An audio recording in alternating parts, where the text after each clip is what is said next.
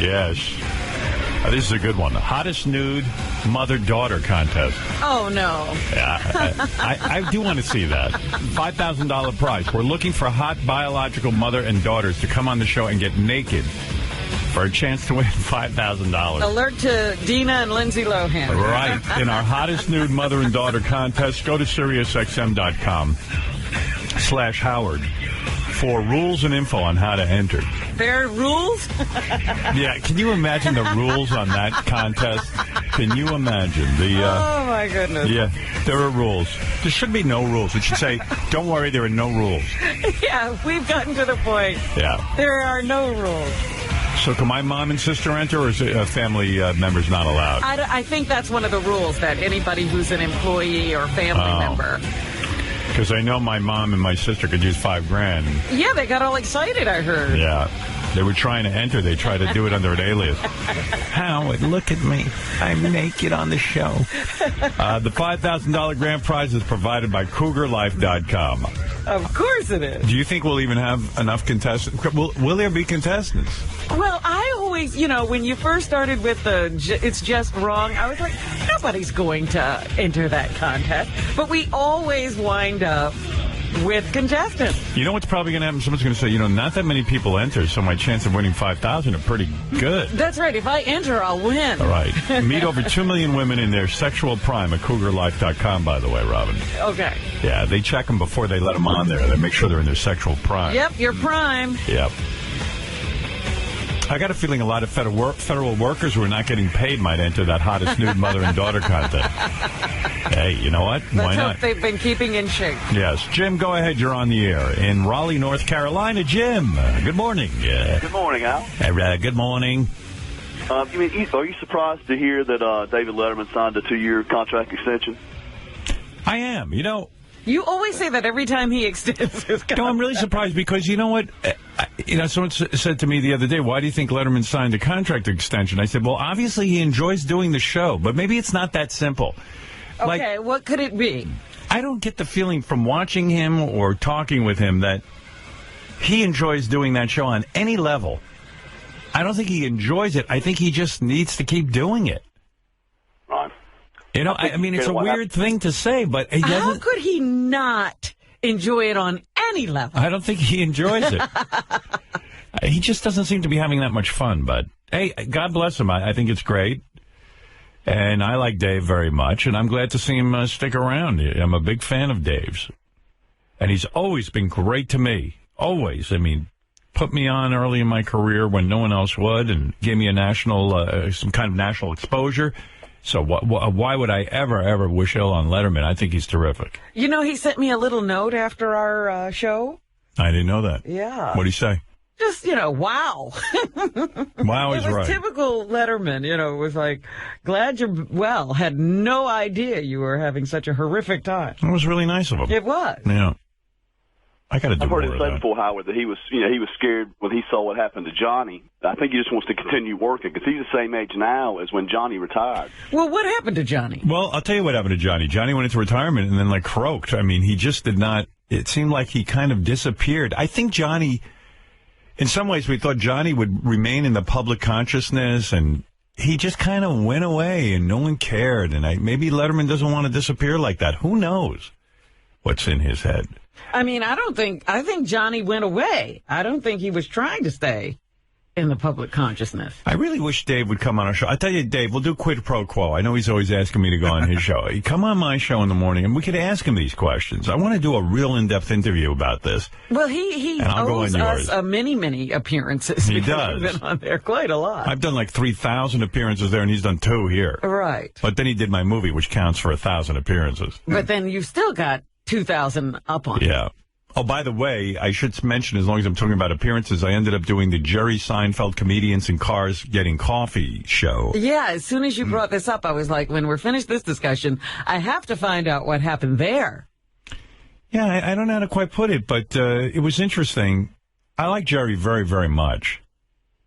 And his whole concept, Jerry's concept, is like, he's like, isn't this great? Isn't this great? He said to me, because his feeling is when you go on television in a studio with makeup and hair and all that stuff, and you're in front of an audience, that it's a very different experience. It's unnatural. Yeah. So what it felt like to me was like when I did my 60 Minutes piece, because Jerry interviewed me for about 3 hours. Like really? Yeah, 3 hours. And the show's about 15 minutes long, so then they cut it up. Jerry cuts it up himself, he told me. Wow.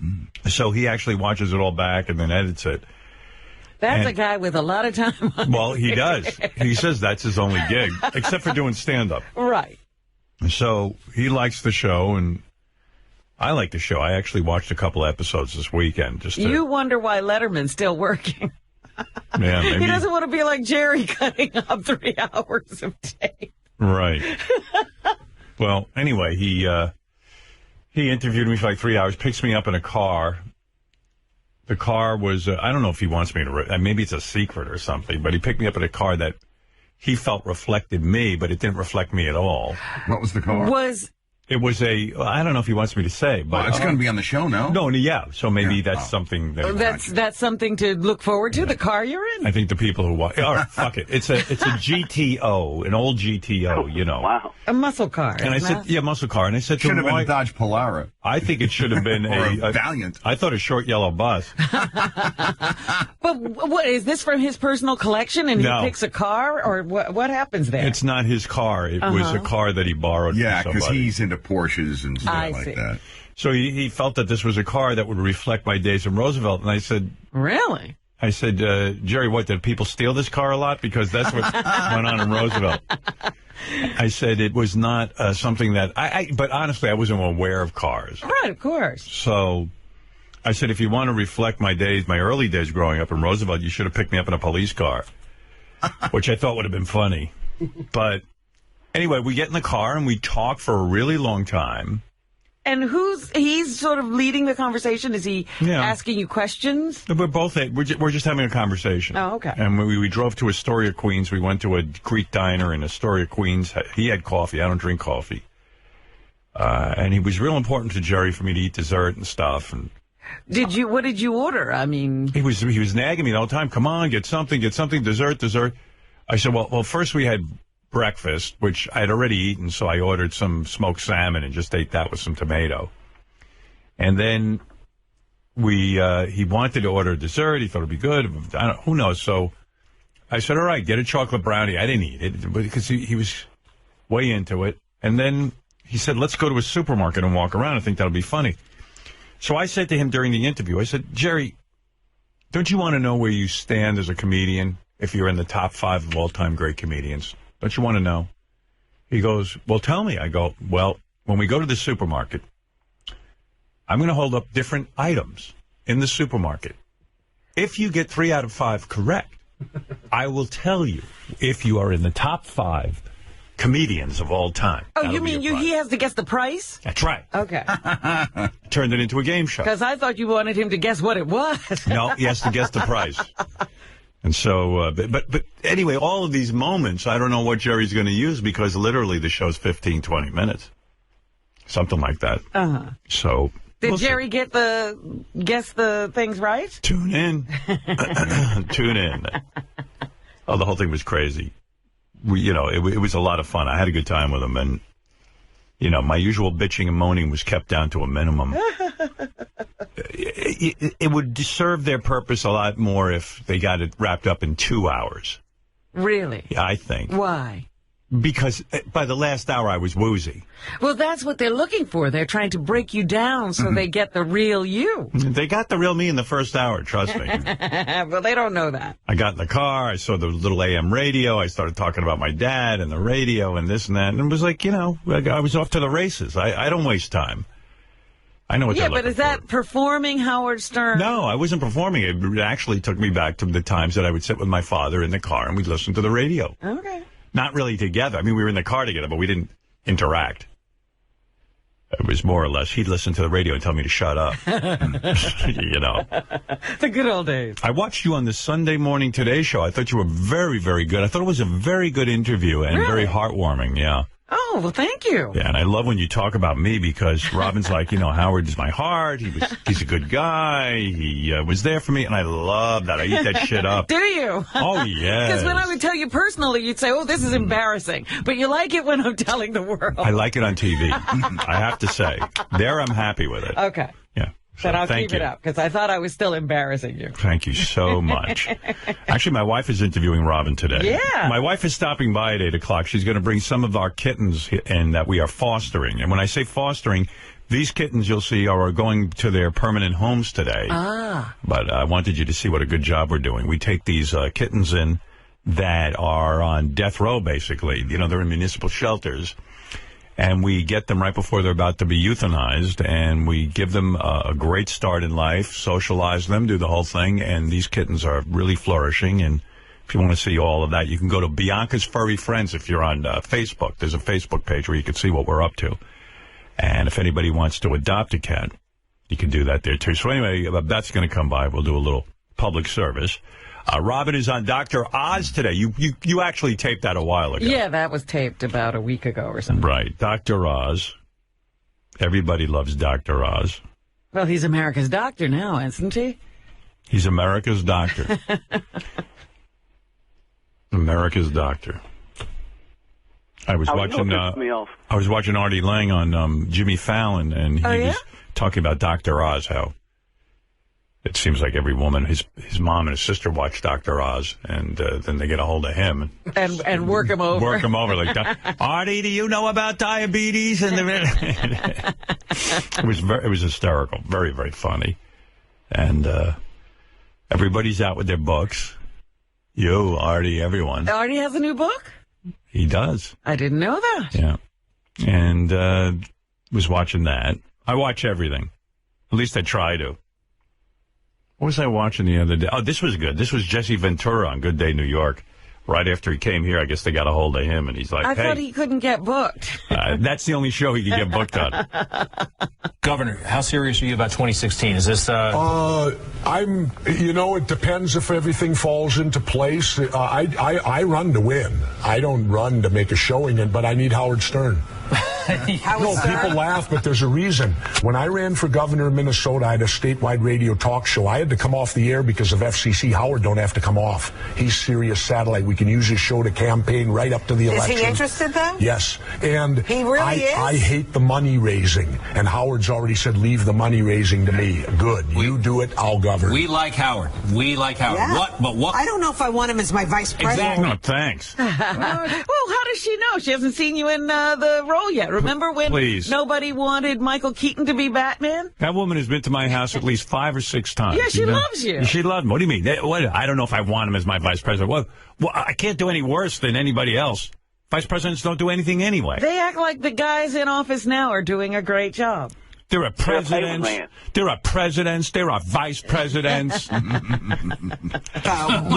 Well, how's he not qualified? The only thing. Well, he's above the age of 35, so that works. And he's a citizen. And he's an American. That's all it says. And he's not from Minnesota because you're running. Maybe for 2016 we might be available too. If people need to remember something. Our forefathers wanted a citizen government. They wanted people to bring their life experiences to bear and not be career politicians. Right. When you're done, go back to what you used to do. That's what I do. I only did 1 term as governor. I could have been reelected easily. I had 73% approval rating.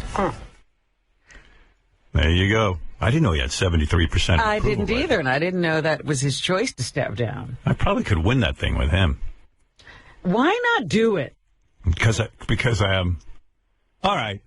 Because you're doing AGT? All right, yeah. Just do it! I'm not even sure I'm doing that. Looking to do less, not more. Well, I think that he's going to make it very easy on you as vice president, he said. He says I don't have to really do anything. Yeah.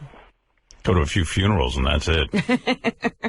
If Sarah Palin ran, Howard, I mean, look at her. Yeah, exactly. I can do better in a debate than her, although probably not much better.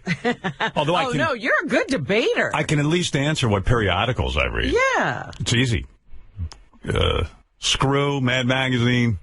Oh, God. Wait a minute. We better rethink this. Sort of comic books. These are your dailies? Yeah. Oh, absolutely. Hey, by the way, speaking of dailies. Yes. In the New York Times yesterday, some real really great writer. What has he written? Because he's evidently a big deal. He now has a collection of short stories out. Let me see if I can say his name properly. I know. I know his first name is Saeed, but the last name is, I can't even say it, Sayrafiezadeh. This is the greatest article. First of all, if you get the New York Times from yesterday in the review section, the Week in Review, it's called Howard Stern, My Literary Idol. This guy's like a big deal author. And since I don't read any books and I don't know anything, I just knew he was important. I could tell by first of all, the way he writes. Yes. The way he wrote this article, you could tell the guy's brilliant. And there's a big picture that accompanies it of me, and there's Eric, the actor, in a wheelchair, and Tan Mom. Yes. The three of us. And this guy's whole idea is that people always ask him who were his literary idols, since he's such a good writer. Well, it's his influences. Who were his influences? And he, of course, says Kafka and Beckett and Orwell. And then he says, and people don't believe this, but my literary inspiration is radio host Howard Stern. And he then goes on to talk about how he listens, and he says even it's dangerous for a writer that you shouldn't be distracted all day, but he listens to the show. Yeah, he said instead of working, I'm sitting here listening to the show. And he admires the honesty of the show, and he talks about, for some time, learning about someone named Tan Mom and why she's at war with Teen Mom. And he said, I don't know any of these He doesn't know any of those people. He doesn't care about me on America's Got Talent. He tried to watch it, and that's not his interest. His interest is the radio show on Sirius XM. And then he goes on to say that he's driven to distraction by it. And he says, I even thought that Howard was a sexist, racist potty mouth. That was before he ever listened. That's right. And he said about 10 years ago, he happened to be listening to the radio, and he heard a thoughtful guy, and he heard a guy he could relate to. And as a guy who felt alienated growing up in Pittsburgh because this guy was a Jewish Iranian, he felt rather much like an outsider. And so he began to relate to the show. And then he went into a very long explanation about Eric, the actor, versus Jeff, the drunk, and the fact that they're going to be up against each other for a part. Yes. And that Eric, the actor, doesn't want to do any gay roles because he's afraid people will look at him as gay. Howard explained to Eric, the actor, that he shouldn't care what people think. And then this guy, Saeed, said, well, I care what people think about me. Right, he's never been able to get beyond that. That's right. So he says, while it's good advice, it's not so easy not to care what people think. And so it goes on and on and on. And then he winds up the article talking about Jeff, the vomit guy, etymetaphiliac, who, of course, says, am I the crazy one here? And so it's rather a good article. Yes, it's wonderful. I actually tweeted it out, so I want to thank Saeed for that, and I wish I could pronounce his last name. I don't have it in front of me. I try to help because I practiced it yesterday in anticipation. Saeed Expialidocious, I believe is how you say it. But he's a big deal, and thank you for that, because so many of my intellectual type friends who probably think I'm an ignoramus certainly looked at this thing and said, wow. Yeah, look at this. Maybe Howard is important. So that's good. Thank you for that, Saeed. Also, I want to thank Bob Lefsetz. He wrote, I told you I get his email blast. Mm-hmm. I read his column, try to read it as much as I can. He wrote an article on the new iPhone operating system and how you can increase the font size and make things bold. And it has changed my life. It is fantastic. When you How do you do that? Well, I'm not even going to tell you. I'm not like Bob. I'm not generous. I'm going to keep it all to myself. When Beth sees my iPhone, she's like, oh, my God, that looks beautiful. Robin, the type is so big. It is so beautiful that everything is enlarged and bold. So and you dark. keep it that way all the time? Permanently. Oh. And I am on cloud 9. Well, Bob must have been having this problem, too, since he figured it out. He did it. He was just like, like all these alter cockers are looking to make the font bigger because I can't see anything. But I don't care. I like a screen. I like the letters to be big. And I've been praying for this even on my old iPhone. And they perfected it. When you go into settings, if you really want to know how to do it, I could go through it with you. Is it going to be boring? I don't want to bore. I don't want to bore everyone. But anyway, Bob, thank you for that. And I think there's also a way of doing it. If you just go on the Internet and search Make My Font Bigger with the new operating system on your iPhone. But can't you just stretch it when you need it? No. Because, then you're trying to move the screen every minute. Right. But this all fits into the screen. Oh, it does. It's a beautiful thing. I was watching TV last night, and I DVR everything. I was watching the iHeartRadio TV special. I don't even know what iHeartRadio is, nor do I care. Yeah, I kept seeing iHeartRadio stuff, and what was it? I don't even know what it is, but I know some guy I know works on it. I don't know. They're trying to do something. It probably competes with us. I don't know. But whatever it is, they have a festival where, different acts get up and sing. Right. And I wasn't really aware of the band Fun, except for that one hit song they have. Right. Do you know the song? We Are Young, that one? Fred, play that song, We Are Young by Fun. And I really had never seen them perform or anything. Lead singer, well, here, play the song if you can find it quickly. I got it. Okay. You probably know this song. It was a big hit. Fun. It's a bad name for a group. So this guy comes out and he sings this song with the band. I was into it. It's a good song. I like it. A good pop song. And I like it. And that, I just didn't think about it after that, except, hey, that was pretty good, and who knows if they'll ever have a hit song again. I kept thinking when I'm watching it, these guys, they come and they go, and you never know who's going to have the goods. Well, then they bring out Queen, and when they say Queen, of course, there's no Freddie Mercury anymore, so those guys sit home and pick their ass all day. It's Brian May and the rest of those guys. And so they come out with Queen, and this kid... The kid from Fun. The kid from Fun sings Somebody to Love. He's their front man. He's doing the Freddie Mercury role. Uh-huh. What a fucking voice on this kid. Wow. He is awesome. If I was Queen, I would get together with him. But actually, Queen first performed with Adam Lambert, the kid from American Idol. And I got to say, that's what that kid should be doing. He should just permanently join Queen and go on tour with them, because that kid can hit every note Freddie Mercury did. And really? It kind of fits because Freddie was gay, Adam's gay, and he's sort of a little bit flamboyant, but not overly flamboyant. So, these male rock kids can, the whole thing just sort of works. Uh-huh. But the kid from Fun doing Somebody to Love, what a powerhouse voice on this kid. I bet you he's no more than 20 years old or something. No, he's not 20. He's not? No. You know about this guy? One of the things he said when they won some award was, I don't know why everybody's listening to this song. We're not young. Oh, really? Yeah. Oh, that's funny. So I think he's a little older than 20. He's good. I wish I had a tape of that. Yeah, I wish you did, too, now that I'm, dying to hear it. Yeah. Lauryn Hill got out of jail, and she immediately released a song, which is sort of weird. It's a rap song. It's so bad. And it was just so disappointing because I loved Lauryn Hill. I thought Lauryn Hill was just going to be spectacular, but I don't know. She went off the deep end, I think. I love her voice. And she starts rapping, and it's like, you know what? Rap is for people who can't sing. Let's be honest. Yeah, you can sing, honey. Don't rap. Hey, JD, did you pull off that Lauryn rap song, the new one, by any chance? She released it JD1, third column, second one down. Okay, got it. JD1, third column, second one down. Got it. Yeah, it's called consumerism. It's just a waste of a person with a good voice. Stop with the rap. Rap was invented because there's so many guys who want to be rock stars but can't sing. That's exactly why it was invented.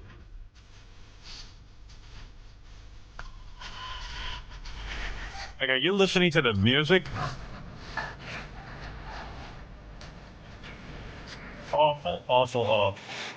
Sorry, honey. P.O.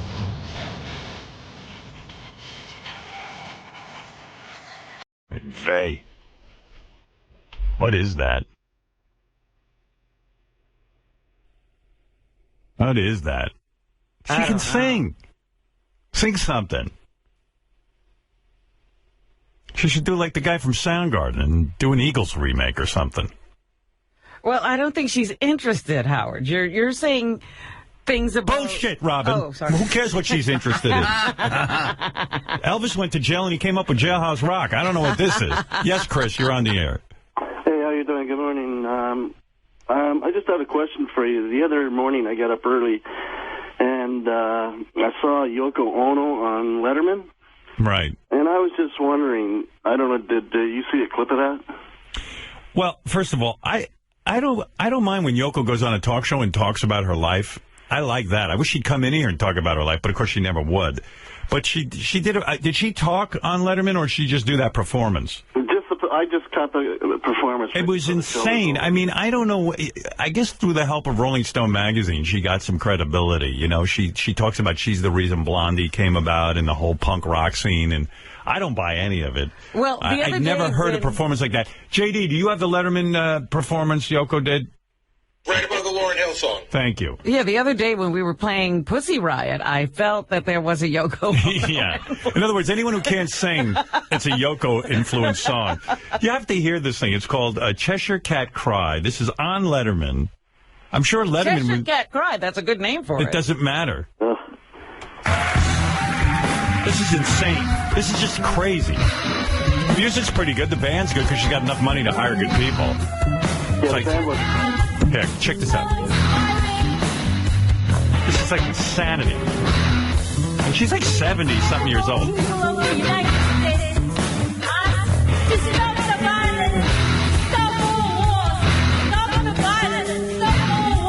Yeah, that's easy to do.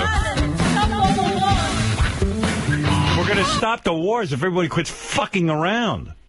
That's the problem. We can't stop all wars. I was thinking about that this morning. I said, you know, all of the peaceniks are now going off and having raids to collect all the terrorists because you can't be nonviolent in a violent world. Yoko's 80, by the way.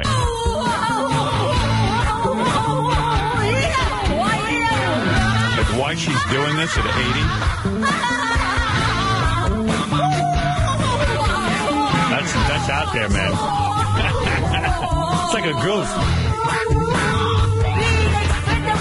Why would Letterman subject people to this? Because he wants to talk to Yoko Ono, I guess. Cocoa for Cocoa Puffs. Right.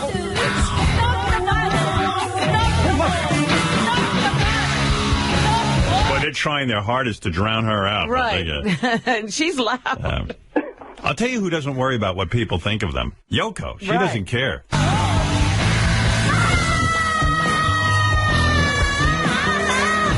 They used to lock people up for this when they heard them doing these kinds of things. Here's Maria Menounos in the background. She came on there.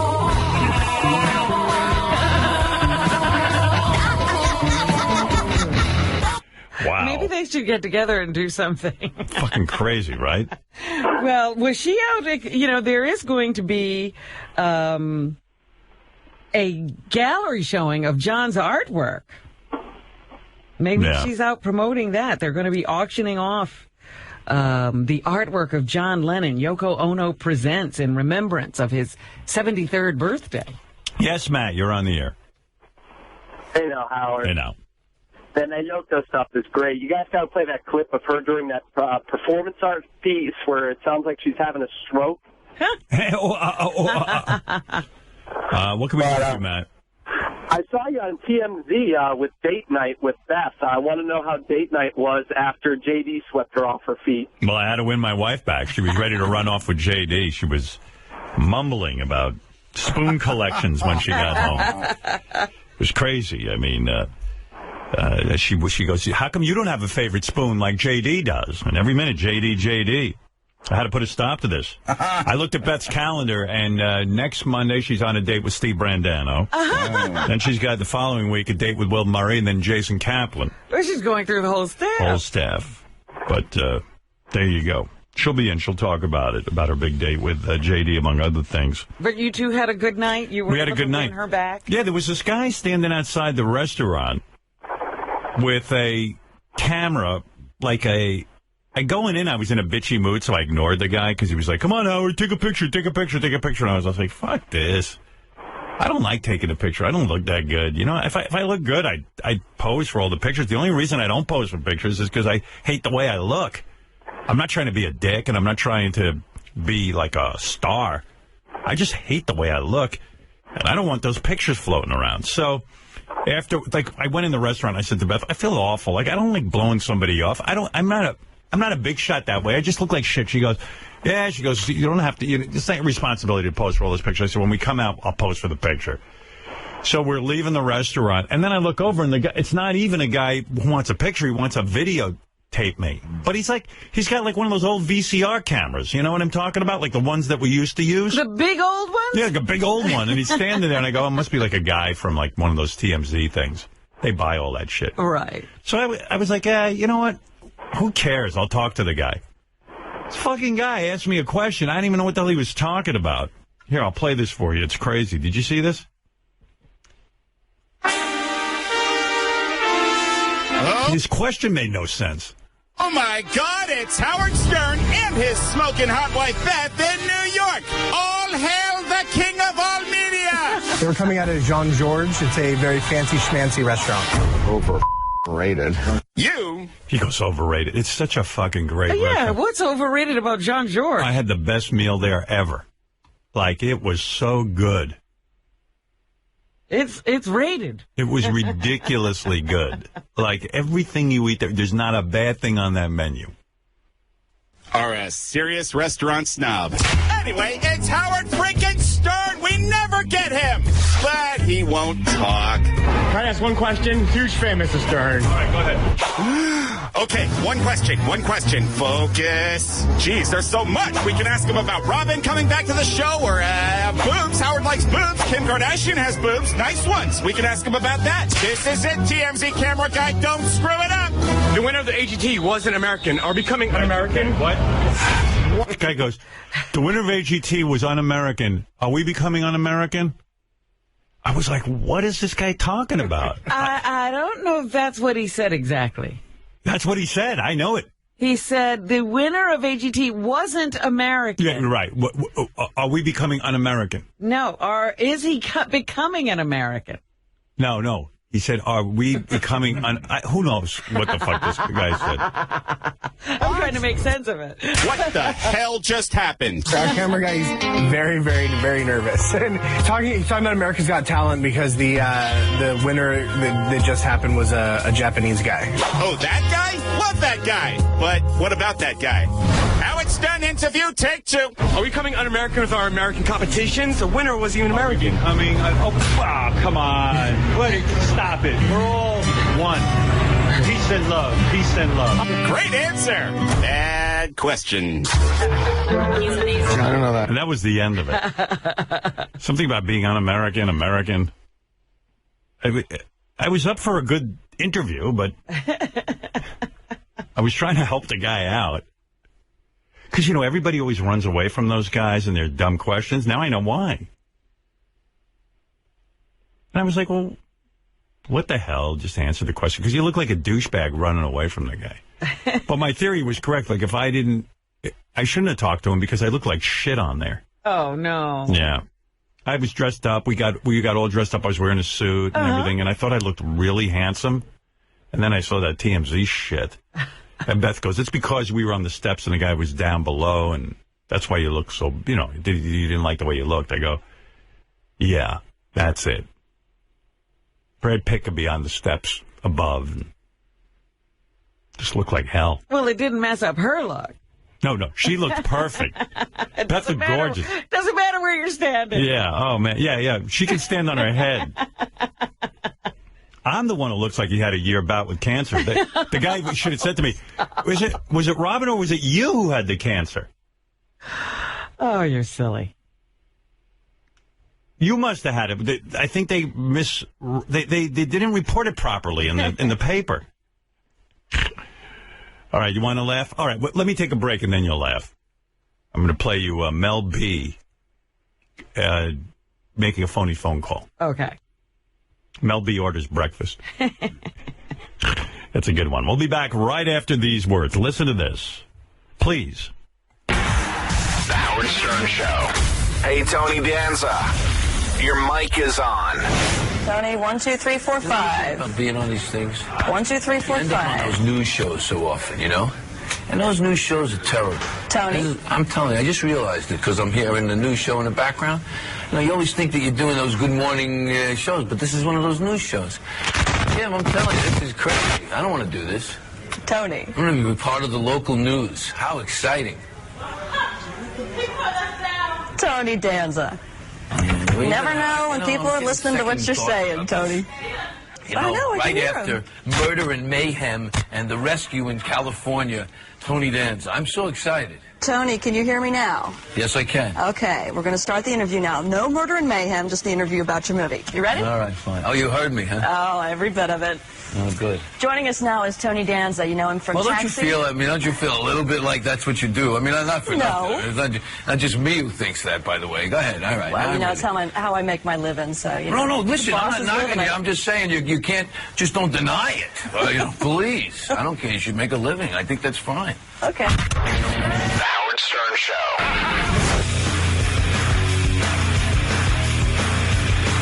Okay, Fred, thank you. All right, let's get down to this. We got a lot to play for you, and the man with the world's sexiest voice is going to be here in a few minutes. He claims he has the sexiest voice in the world. How does he come by that claim?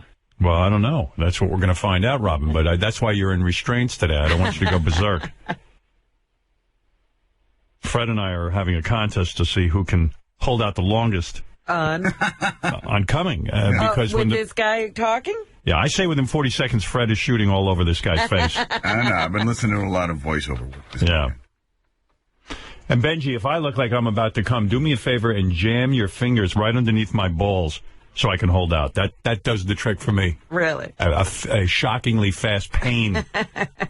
And I'll catch it in my head. Yeah.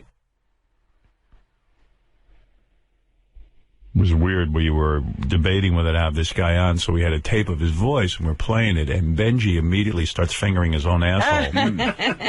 And I said, this guy's got a sexy voice. This guy's good. This guy's good. He's hard. Yep. He swears that when you hear him talk, you're just going to get up on that desk doggy style. Really? Doggy style, and just go crazy. Okay. That's right. Well, we'll see. Mm-hmm. Can't wait to hear him. Yeah, I was listening to him, and I started to fuck Fred in his ass, and it was unbelievable. I've never, ever had homosexual thoughts. See, I didn't find him as sexy, but that part helped. Well, that's why you were the bottom. Yeah. And it's going to be great. This guy's got such a sexy voice, I think Scott DePace is going to go down on Gary. That's how sexy it is. It's going to be very difficult to be in here with all this sex going on. Right. Wow. John Hine and Gary are going to DP. Finally. Double penetration. I'm not kidding, Rob. I think they've wanted to for a long time. Wolf, I'm DP and John Hine. I can't believe it. I've thrown my cares out the window. Oh, my God. I'm coming so hard from John Hine and the sexy voice guy. All right, so here it is. Mel B was on our show. The boys took her tape, and made a phony phone call. A lot of fun. Let's have fun. Okay, yes, ma'am. I needed breakfast to go. Yes, ma'am. I wanna croissant. We have bagels. Yeah. How many? 7. 7. All right, can I get a name for the order? Robin. What's your last name? Sam. Robin Sam? Yeah. And what's the contact number? 755. I need a whole 7 numbers. The fuck are you asking me? Ma'am? Why are you so curious about me? No, ma'am. I'm placing your catering order, and I need a callback number. That's the requirement that we have. Fuck you! Can I get a Diet Coke, please? Yes, I have you down for 1 Diet Coke, 7 chicken, egg, and cheese bagels. Your name is Robin Sam, and I have a phone number for 755. I need the other 4 digits of your phone number, please. Yes, of course. And what may that be? Because I'm actually trying to keep you on the phone long enough that the police can get there. Fuck you! Oh, my. I'm sorry? Am I rude? No, ma'am. Do you have a big penis?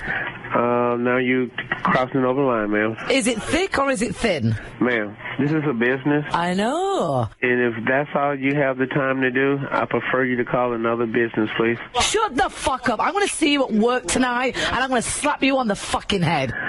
Heavenly Father, I thank you for this day, Lord. I thank you for all that you do in and through our life, Lord. I pray for Robin or whatever their name may be, Lord God. I pray that you would strengthen them, Lord. Encourage them, Lord God. Whatever the circumstances and situations they may be facing, Lord God, I pray that you would guide them, Lord. We just thank you for your loving hands around them, Lord God. Heavenly Father, what they meant for evil, Lord God, we pray that you would turn around for the good. We thank you, Lord God, for even this phone call, Lord God. We move and have our way by you, Lord God. No weapon formed against us shall prosper, Lord God. Have mercy on them. Have mercy, Lord God, upon us, Lord God. We give you the praise, Lord God. We magnify you. Have mercy, oh God, according to your loving mercy. Oh, God, that's awful. Hello? Okay, I have to go. All right, in Jesus' name, amen. Fuck you. Have a great day. Now, do you believe that? That's amazing. That's amazing, isn't it? It's just something. That was a random call. And you don't know who's crazier, Mel B or that guy. Right. What kind of business is that? It's a deli. And the guy never got the order. I don't know how they're making money over there. Oh, my goodness. That's really something. By the way, I don't know why I'm playing you this, but I will. This is Ronnie orgasming. I've played that for you before. But here's a new one, JD orgasming.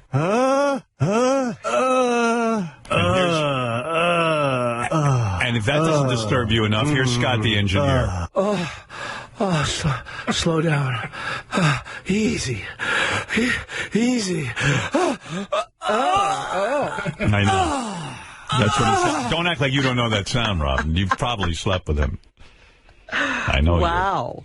It's probably one of those people like David Arquette you never tell me about. Could be anyone. King of all blacks, what do you have to say?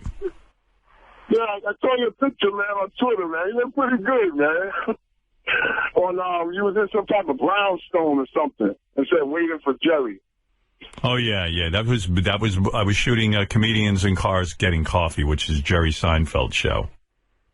Yeah, I showed my wife. She said, "He looks like he played the piano." And I was like, he did like a pianist in that picture. Yeah, I look like Beethoven. Classy, man. I look like Beethoven. With that big hair, that big wild hair. Yeah, like Mozart or something. Yeah, that guy had big, like, curly from the Larry from the Three Stooges hair. Yeah. Hey, where were you at? The brownstone or something? Yeah, well, Jerry picks you up in a car at the front of the show, and they were like going to pick me up at my apartment. What? You know that's my idea. Remember about 15 years ago, MTV, I came to your show and I told you they wanted to do a show. I brought them a show and they were interested in it. And that was my show. I used to pick people up in cars and interview them. Yeah, except he's Jerry Seinfeld and you're King of all blacks. Yeah, that's the only difference. Anyway. All right. That was my... It's so difficult to talk with him. Yeah. He doesn't let you do anything. Anyway, so they say to me, we're going to pick you up at your apartment and then drive you around. And I said, I don't want you to pick me up at my apartment. I don't like to have commotion in front of my apartment. Mm-hmm. So I said, go find an apartment somewhere else and I'll do You'll that. walk out and... Yeah, so I did that. I was glad I did. So wherever I was in somebody's building. Yeah. And I was standing there and Tony, the hairdresser, snapped off a picture of me because everyone tells me from the show, Jason every minute says, you've got to tweet. You've got to tweet. And I go, why? Because it's important. So just whenever you're doing something, just take a picture of what you're doing. Stop and do it, take a picture. So I said, okay. But what was Tony doing there? I thought this was no hair, no makeup. I brought Tony. Fuck that. What do you mean? Yeah, I go, Jerry, do you have a hair and makeup? Oh, no one's ever asked for that before. I was like, what? In show business, no one ever asked for a makeup person? Meanwhile, Jerry looked awfully coiffed. And yeah, I don't know. There was something up with that. I mean, I didn't get... They said, well, no one ever asked for that before. There's a weird thing with Jerry's show, too. That, so I brought Tony. And, anyway, there's this weird thing that goes on. They said to my assistant, Jerry's going to hand Howard an envelope of money. So I was like, what do you mean? It's an honorarium. I guess, when you do Letterman, you get paid. Right, you get paid. I said, that's embarrassing. I don't want Jerry to hand me. Jerry's giving you money? Yeah, I was like, well, shouldn't those guys just send me a check? That's what Letterman doesn't hand me an envelope. No, he doesn't palm you some cash. I mean, that would be kind of funny if Letterman actually handed you your check after you appear on the show. Count it out for you. But I'm not I felt like Jerry's hooker. But anyway, so I hear this information from my assistant, Laura, and she says, yeah, the way it works is you sign these releases, and Jerry is going to walk over and hand you an envelope. I go, I just find that highly embarrassing, but why should I be embarrassed? All right, if that's what he wants to do. Yeah, I'm not going to embarrass Jerry by not taking it. Right, well, yeah. So anyway, we're standing in a diner in Astoria, and all of a sudden, Jerry walks over to me with an envelope. And I'd forgotten about it, you know, and I go, well, what's this? And he goes, oh, here's some money for you for doing the show. I said, it's not necessary. You know, I felt funny, you know. Right. He goes, no, this is you get paid. So I took the envelope and I shoved it in my pocket thinking, all right, you know what the hell, I'll donate it to North Shore Animal League or something. You know, it just felt weird. Yeah. So I forgot about it. Then he's driving me home and he goes, you know, most people don't take that envelope. So I go, what? I go, you've embarrassed me. I go, Jerry, here. And I take the envelope and I throw it down on the dashboard. I go, this is crazy. I said, you guys. Is that like one of his tests? It was a test. Oh, that's hysterical. I don't know what it was. I got embarrassed. I said, please give it to. Does your wife have a charity? I know she has Baby Buggy. I said, give it to Baby Buggy, or I'll give it to Beth, or not. I wasn't looking for it to be paid. I did it out of friendship. You didn't know there was, when you accepted, you didn't know this envelope was involved. No, I didn't know anything about it. So I said, out of curiosity, he goes, no, you have to take it. I said, all right, out of curiosity, who turned down the envelope? He goes, well, Alec Baldwin didn't take it. And he had a whole list of different people. He goes, Letterman didn't. I said, did Letterman take it? He goes, no, Letterman didn't take it. I said, what did Don Rickles do? He goes, oh, he took the envelope. I said, you know what? If it's good enough for Don Rickles, I took the envelope and I shoved it in my pocket. And then when I got home, I gave it to Tony. Not all of it. I gave some of it to Tony. I said to Beth, take the rest and do it for your charity. Was it cash? Yeah. Wow. So that was it. It's called an honorarium. It's like a per diem or something. Right. Yeah. But not everybody. He didn't mention everybody that's done the show. No. Some people take it. Well, I took it. I should forget. I mean, it was becoming a very big issue. I didn't know what to do. I was very confused. Is this on camera or off camera? Oh, everything's on camera. Oh, that's great. Yeah. But you know what? I don't even think it'll make it into the show because there were so many other interesting moments. I told you the whole thing's only 20 minutes. I'm actually going to ask Jerry if he doesn't use everything. Like, could we just have the audio and play some of it on our show, the stuff he doesn't use? But we'll see. Anyway, I do have to take a break. The man with the sexiest voice will be here. Are you ready? Because you're probably going to lose your anal virginity. Yeah, well, no. I'm going to give it to Fred. Are you sure you'll be able to keep yourself upright? Maybe Fred will have to do you. If this gentleman keeps talking, I'll be able to get it up. Don't worry. All right. Maybe I should just jerk off before he comes in. That's what I'll do. I'll jerk off during this break so I don't get too turned on. All right, we'll be back right after these words. We interrupt the Howard Stern Show to bring you this very important announcement. There are increasing numbers of AIDS cases in retirement communities. You didn't think you needed to talk to your parents or grandparents about safe sex, did you? CBS cares. And so does the Howard Stern Show.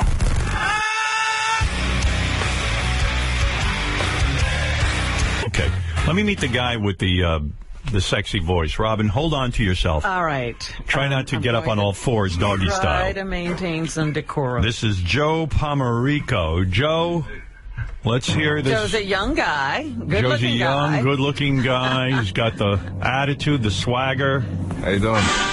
There's that voice. Has he started yet? Fred, I'm getting hard. Come on, I'm going to stick it right up your asshole. You know what? I don't blame you. Joe, how old were you when you realized how old are you now? I'm 28 today, actually. You're 20. Happy birthday. And Joe, what is this? When did you find out you had the world's sexiest voice? Well, it all started when my balls dropped at 9 years old. You started to get You've deep had voice? this since you were 9? My voice started cracking, and at like 12 years old is when it started getting deep. My friends actually used to make fun of me because I was like the only one that had a deep voice in school. Right.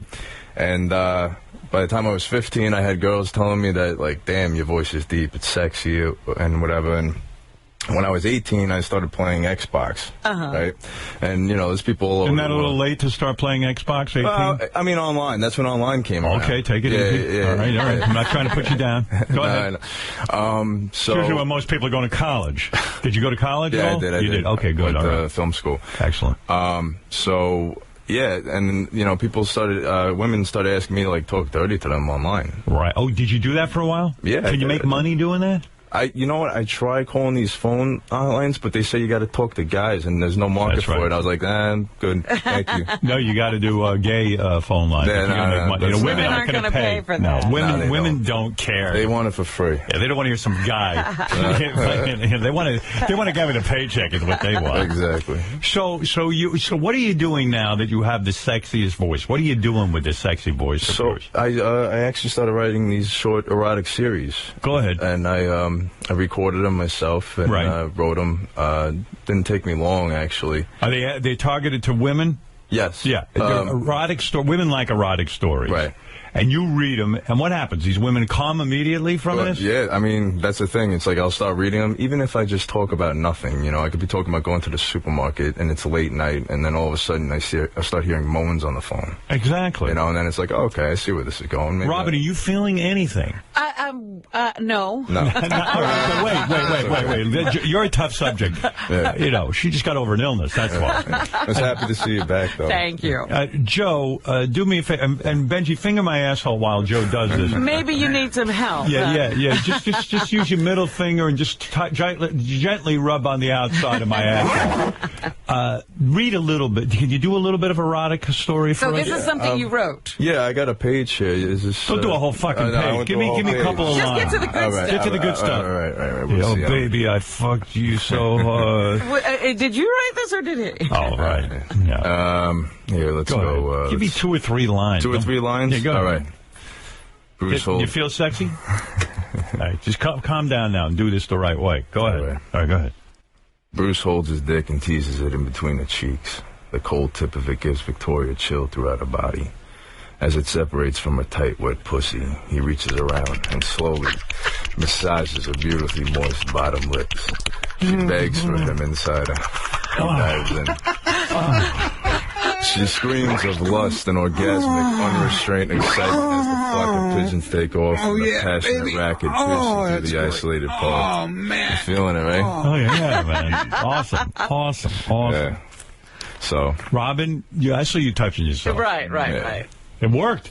Fred and I are having a baby. Holy crap. Wow. That's powerful stuff. So what do you do with this? Now you write it and you record it. I write it, record it. You must be super wealthy because of this sexy voice and these erotic stories, I'm assuming. I just started it, you know. Oh, you just started? Yeah. So that's what I'm saying. Where do you go to market this? Do you got your own place, or you live with your parents? I got my own place. You got your own place. Yeah, all right. So you do something else. What else do you do? I'm an independent filmmaker as well. Oh, nice. Oh. Yeah. Now, what was this I read? You used to work for Spike Lee, but they had to fire you. They fired me, yeah. Why?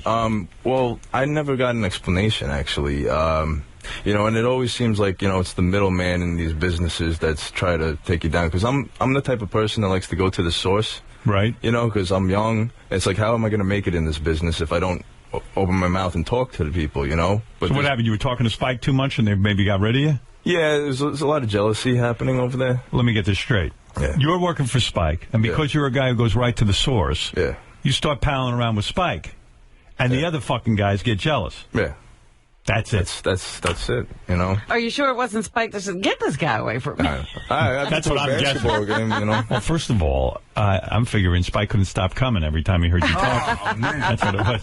You went to the basketball game with Spike? We went to the VCU St. Joseph's this year, the March Madness. Oh, no kidding. Yeah. So he likes you. Yeah. That's the problem. Spike likes him too much.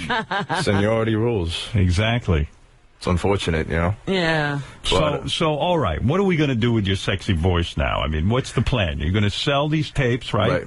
How did someone buy these tapes, Joe? You can go on iTunes and Google, you know, search Joe Pomarico, Winter Steam.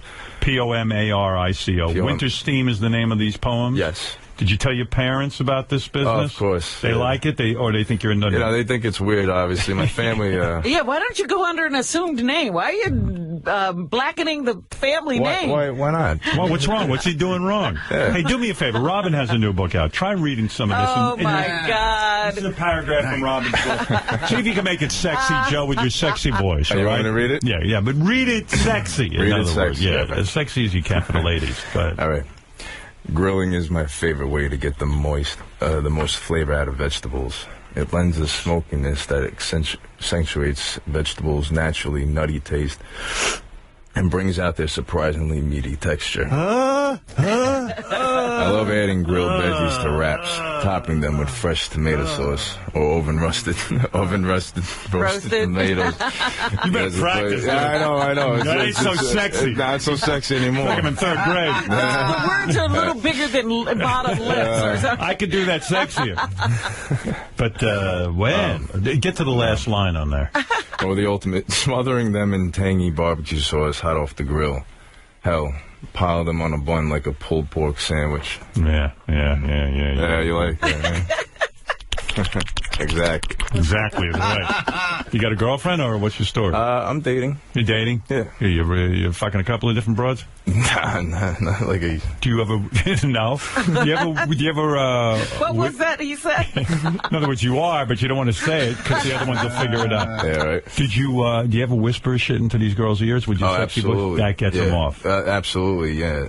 On the phone especially, but in bed too. Right. They'll just tell me, hey, just stop talking to me. Give me a tip. What do you say to these women? Whenever I do it, I fuck it all up. What do you say to these women when you're in bed? It all depends on the situation, really. I mean, I'll just whisper to her, I'll just tell her exactly what I want to do to her. I'm going to eat your pussy. Yeah, it's like I'm just going to eat your pussy and lick it all around. And, that's the thing, Teach too. me. Let me and try you got to know what you're doing, too, not only just saying these Right. things. You can't say I'm going to eat your pussy and then not come through with it. Yeah, and not be able to make her come or something. So what's the line? I'm going to eat your pussy and... Well, I mean... Give me a line. I'm going to try it. Yeah, don't say Howard's line. Say what you say. Teach me how to say it, and then I'll say it. I'll repeat it. Tell me how I do. All right. Go ahead. Go ahead. Go ahead. Say it.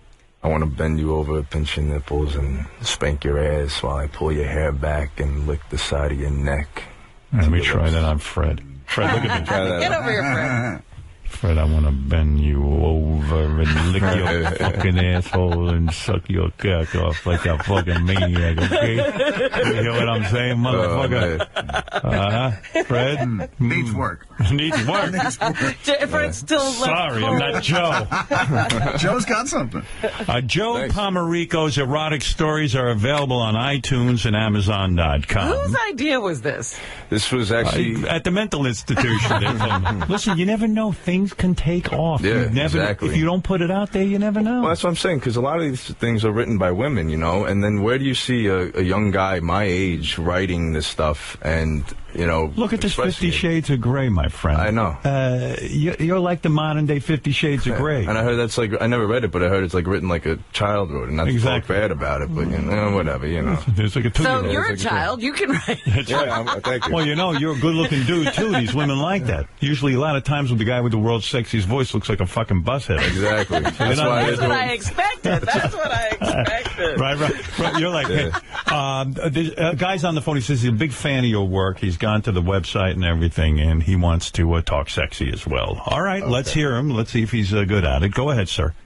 Big fan. Big fan. Thank you. Well, this guy has a voice on him, for sure. All right, let's hear it. Go ahead, say something.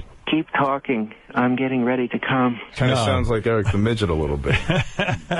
He says, that's right, fuckface. Listen, let me tell you something. He says you're making him come with your voice. Yeah. You want to talk about a tight shit pipe? Give me your 99 cents. What's that? 99 cents. Just give me your money, that's all. Okay, he wants your money. I have a hot load on my face. Sir, are you done? Hurry up, fuckwad. I gotta take a shit. Oh, you're no fan. You're no fan. Joe, he's no fan. Well, listen, ladies. So let's get it straight, Joe. Yeah. Before I hustle you out of here. Yeah. You got this tape. Yeah. How long is the tape? There's 3 tracks right now, and they're about 6 to 7 minutes long.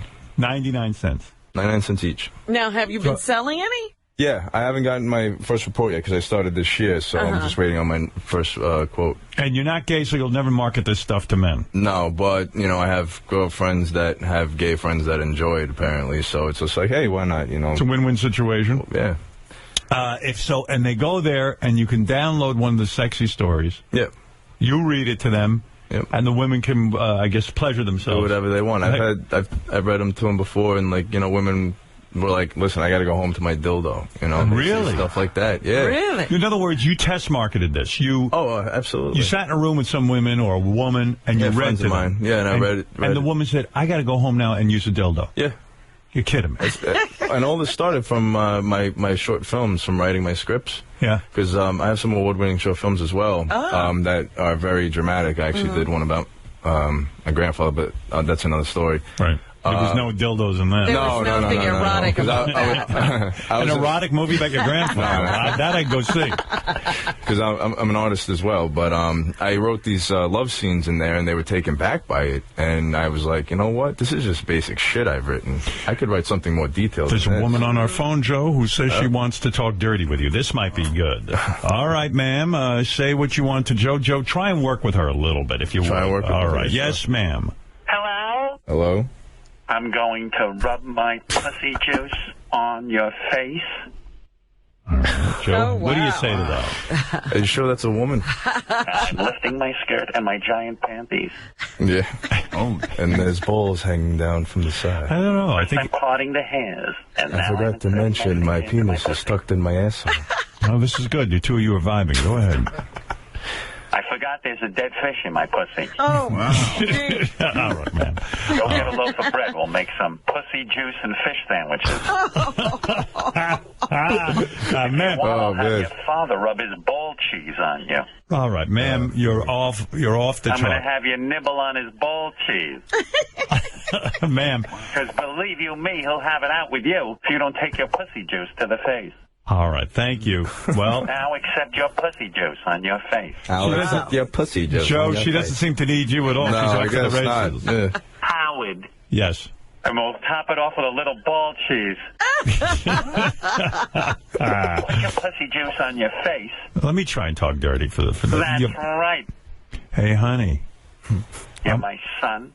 Oh, it's my mother. Oh, my. I'm going to rub my pussy juice on your face. This is getting into a very sick place. I got to tell you, that's just, I know you felt that. Superpowered pussy. Gonna run my pussy juice on your face. All right. Very sexy. Very sexy. Promise never again you'll call in, mother. But, yes, Mel, go ahead. You're on the air for Joe. Hey now, Howard. Hey now. Hey, I think this is Ronnie's long-lost son. Can we have Ronnie come in and read a few lines? You've got a little bit of the New York accent, right? I do. You do. What is it? But where are you from? Queens? Long Island. From Long Island. Where in Long Island? West Babylon. West Babylon. You got a little of that. Does that affect the sales of your tapes, you think? Absolutely. I think it's the attitude behind it as well, you know? So you think it's a good thing? Yeah, absolutely. Because it's not like some, you know, like real generic gangster Italian-American talk, you know? Like I just... it's a little more unique, is what I'm told. Women like a little bit of an accent. It's exotic. Yeah, is what you're absolutely. saying. Okay, all right, I got it. Okay, let's go to Bruce. Bruce, what do you want to say? Thank you. Thank you. Hey now. Hey now. Howard, this guy sounds like in Rocky when Adrian is passed out in the hospital bed and Rocky's reading to him. You sound a little bit like Sylvester Stallone. Oh, baby. good. That's great to hear. Well, hey, listen, he's very successful. No, he is. That's true. Robin, go ahead. Hi. The guy's got a great voice, but like he does all this stuff in a monotone. It's totally not erotic. Can you get some feeling into it? You want me to moan for you? No, she's saying, I don't want you to know it. saying maybe you need a little heavy. Listen, this guy, Robin, no offense, this guy has worked this through. It's scientific. He tried it out on women. They went home and fucking had to put a dildo in themselves. So he knows what he's doing. If I may be bold, he evidently knows. He said, "Keep it flat like a robot," and the women get turned on. And right? plus, I wouldn't come up here. I wouldn't come up here and say what I'm doing if I don't know how to do it physically. Exactly. Yeah. Thank you. In other words, you know what you're doing in the sack. That's what I'm saying. Thank you. All right. Here's a guy who wants to talk dirty with you. Go ahead, JD. It's me, JD. Right. Go ahead. You want it hard? Go ahead. Try and, you won't do it with a guy, right? What? No. No? What's he trying to do? He's trying to You talk. like fucking yourself? Nah. He's trying to... You like getting the ass, too, right? Nah, not at all, bro. You want to be your master? All right, I'll try it out with you. Want to try All right, I'll be your slave. Go ahead. You're wet right now? I'm wet, yeah. You're going to come for me? Yeah, I'll come for you. See, there's a big market for this gay stuff. Let me do it with you here. Here you go, pal. Yeah, I'm coming. With you? What? I don't know. Yeah, do you have your nipple clamps? Yeah, I got nipple clamps that are on right now, douche. I'm gonna live in your ass. Come on. Well, let's go. Lube up my ass and He's put a going to tampon. live in your ass? He's going to live my ass like a tampon. I'm going to come for me. Come on, let's go. Oh. Yourself in the face. What? Bend back over and... All right, I'm done with him. I came already. Well, all right. Listen, Joe. Joe Pomerico's erotic stories are available on iTunes and Amazon.com. For more information, go to joepomerico.com. He's the guy with the world's sexiest voice. Well, did you dub yourself that, or has there been some kind of a poll? Bit of a pull. There was a poll. There was a poll, Robin. At the UN this past time. I've just been told this for a long time, and I'm always a humble person, and then I just was like, you know what, let me give this a shot. Hey, Joe, give it a shot. If it doesn't go anywhere, then nothing lost, nothing gained, or something like that. Okay. Nothing ventured, nothing gained. Whatever, Robin. I have a sexy voice, too. No women come from my voice, I'll tell you that. All right, Joe, thank you so much. Good luck with your venture. I appreciate everything. I hope everything works out for you. Thank you. We'll see what happens. You got a little publicity here. We'll absolutely. See. All right, I bet you a couple of ladies are calling in. Thank you so much. All right, thanks, Joe. All right, that's Joe Pomerico, Robin. Yes. And he's got the world's sexiest voice. Who might argue with him? He does have a very good voice. I thought does. maybe he would try voiceovers. Why do that? That's so boring. Joe with his erotic stories. So what are women supposed to do? They're supposed to buy these stories and then beat off. Okay. That's right. That's what you're supposed to do. Now go do it, Robin. Why not? All right. Now, it's a good day today. Robin back in the studio live. And it's a bad day because Benji's here live, too. That's right. Good day, bad day. We had this thought that now that you're back live in the studio, we were going to all go to your apartment without you and be on an ISDN line. And then so I'd be here, You'd be here and alone. You guys would be there. That's right. We would just keep distancing ourselves. Let's see. What else do I have? All right. You know what? I'm going to take a break. We're going to take a break. And then I'll come back, and we have a bunch of stuff. I'm going to take you around the world to different things that are happening. All right. We're going to span the globe. We're going to span the globe when we get back. And oh, yes, and tonight on Howard 101, it's Lieberman live at 5. It's Lieberman live at 5. Sorry, I'm a human being, too. Lieberman live at 5.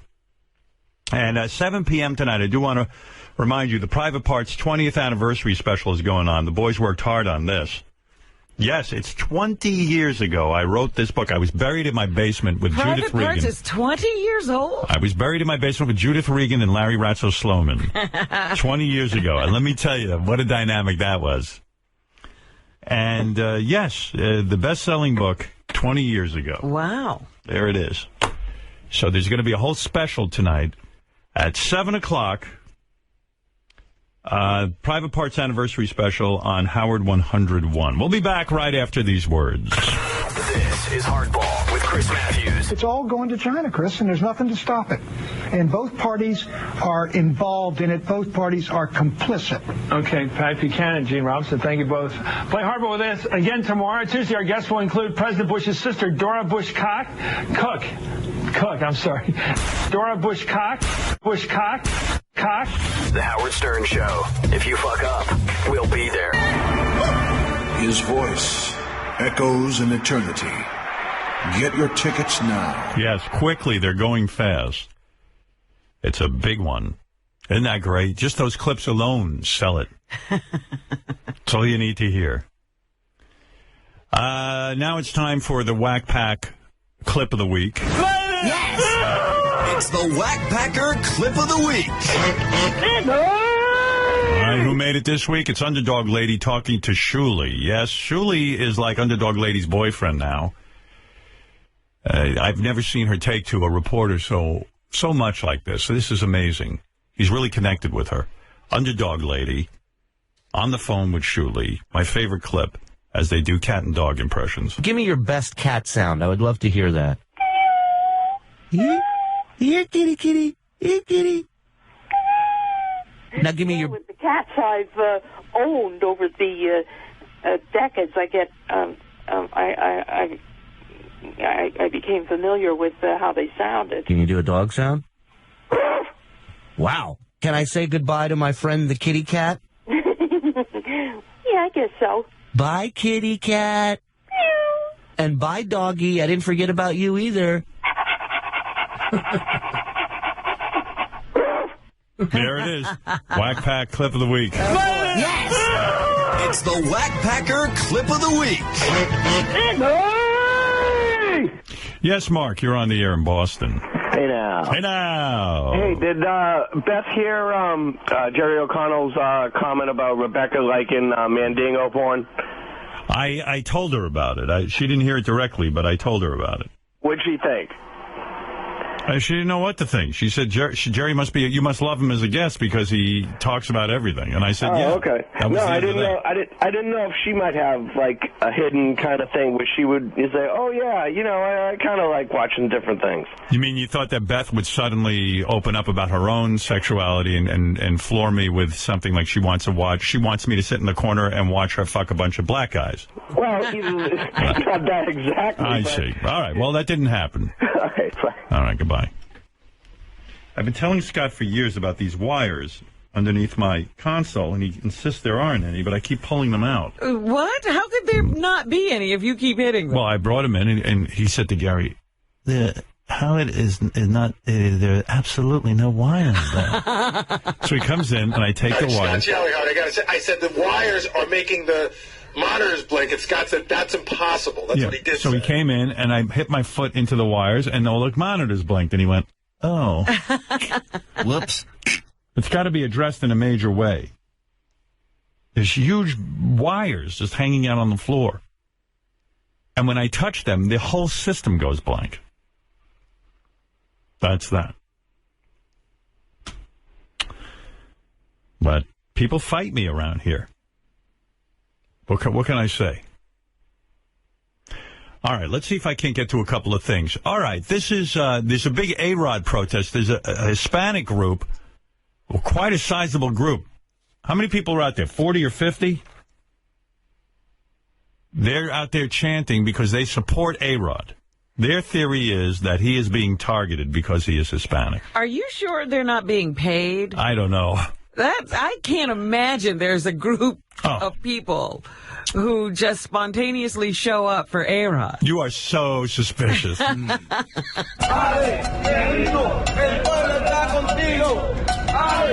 It sounds like they're saying Taco Tico, but listen carefully. Adios, Taco Tico.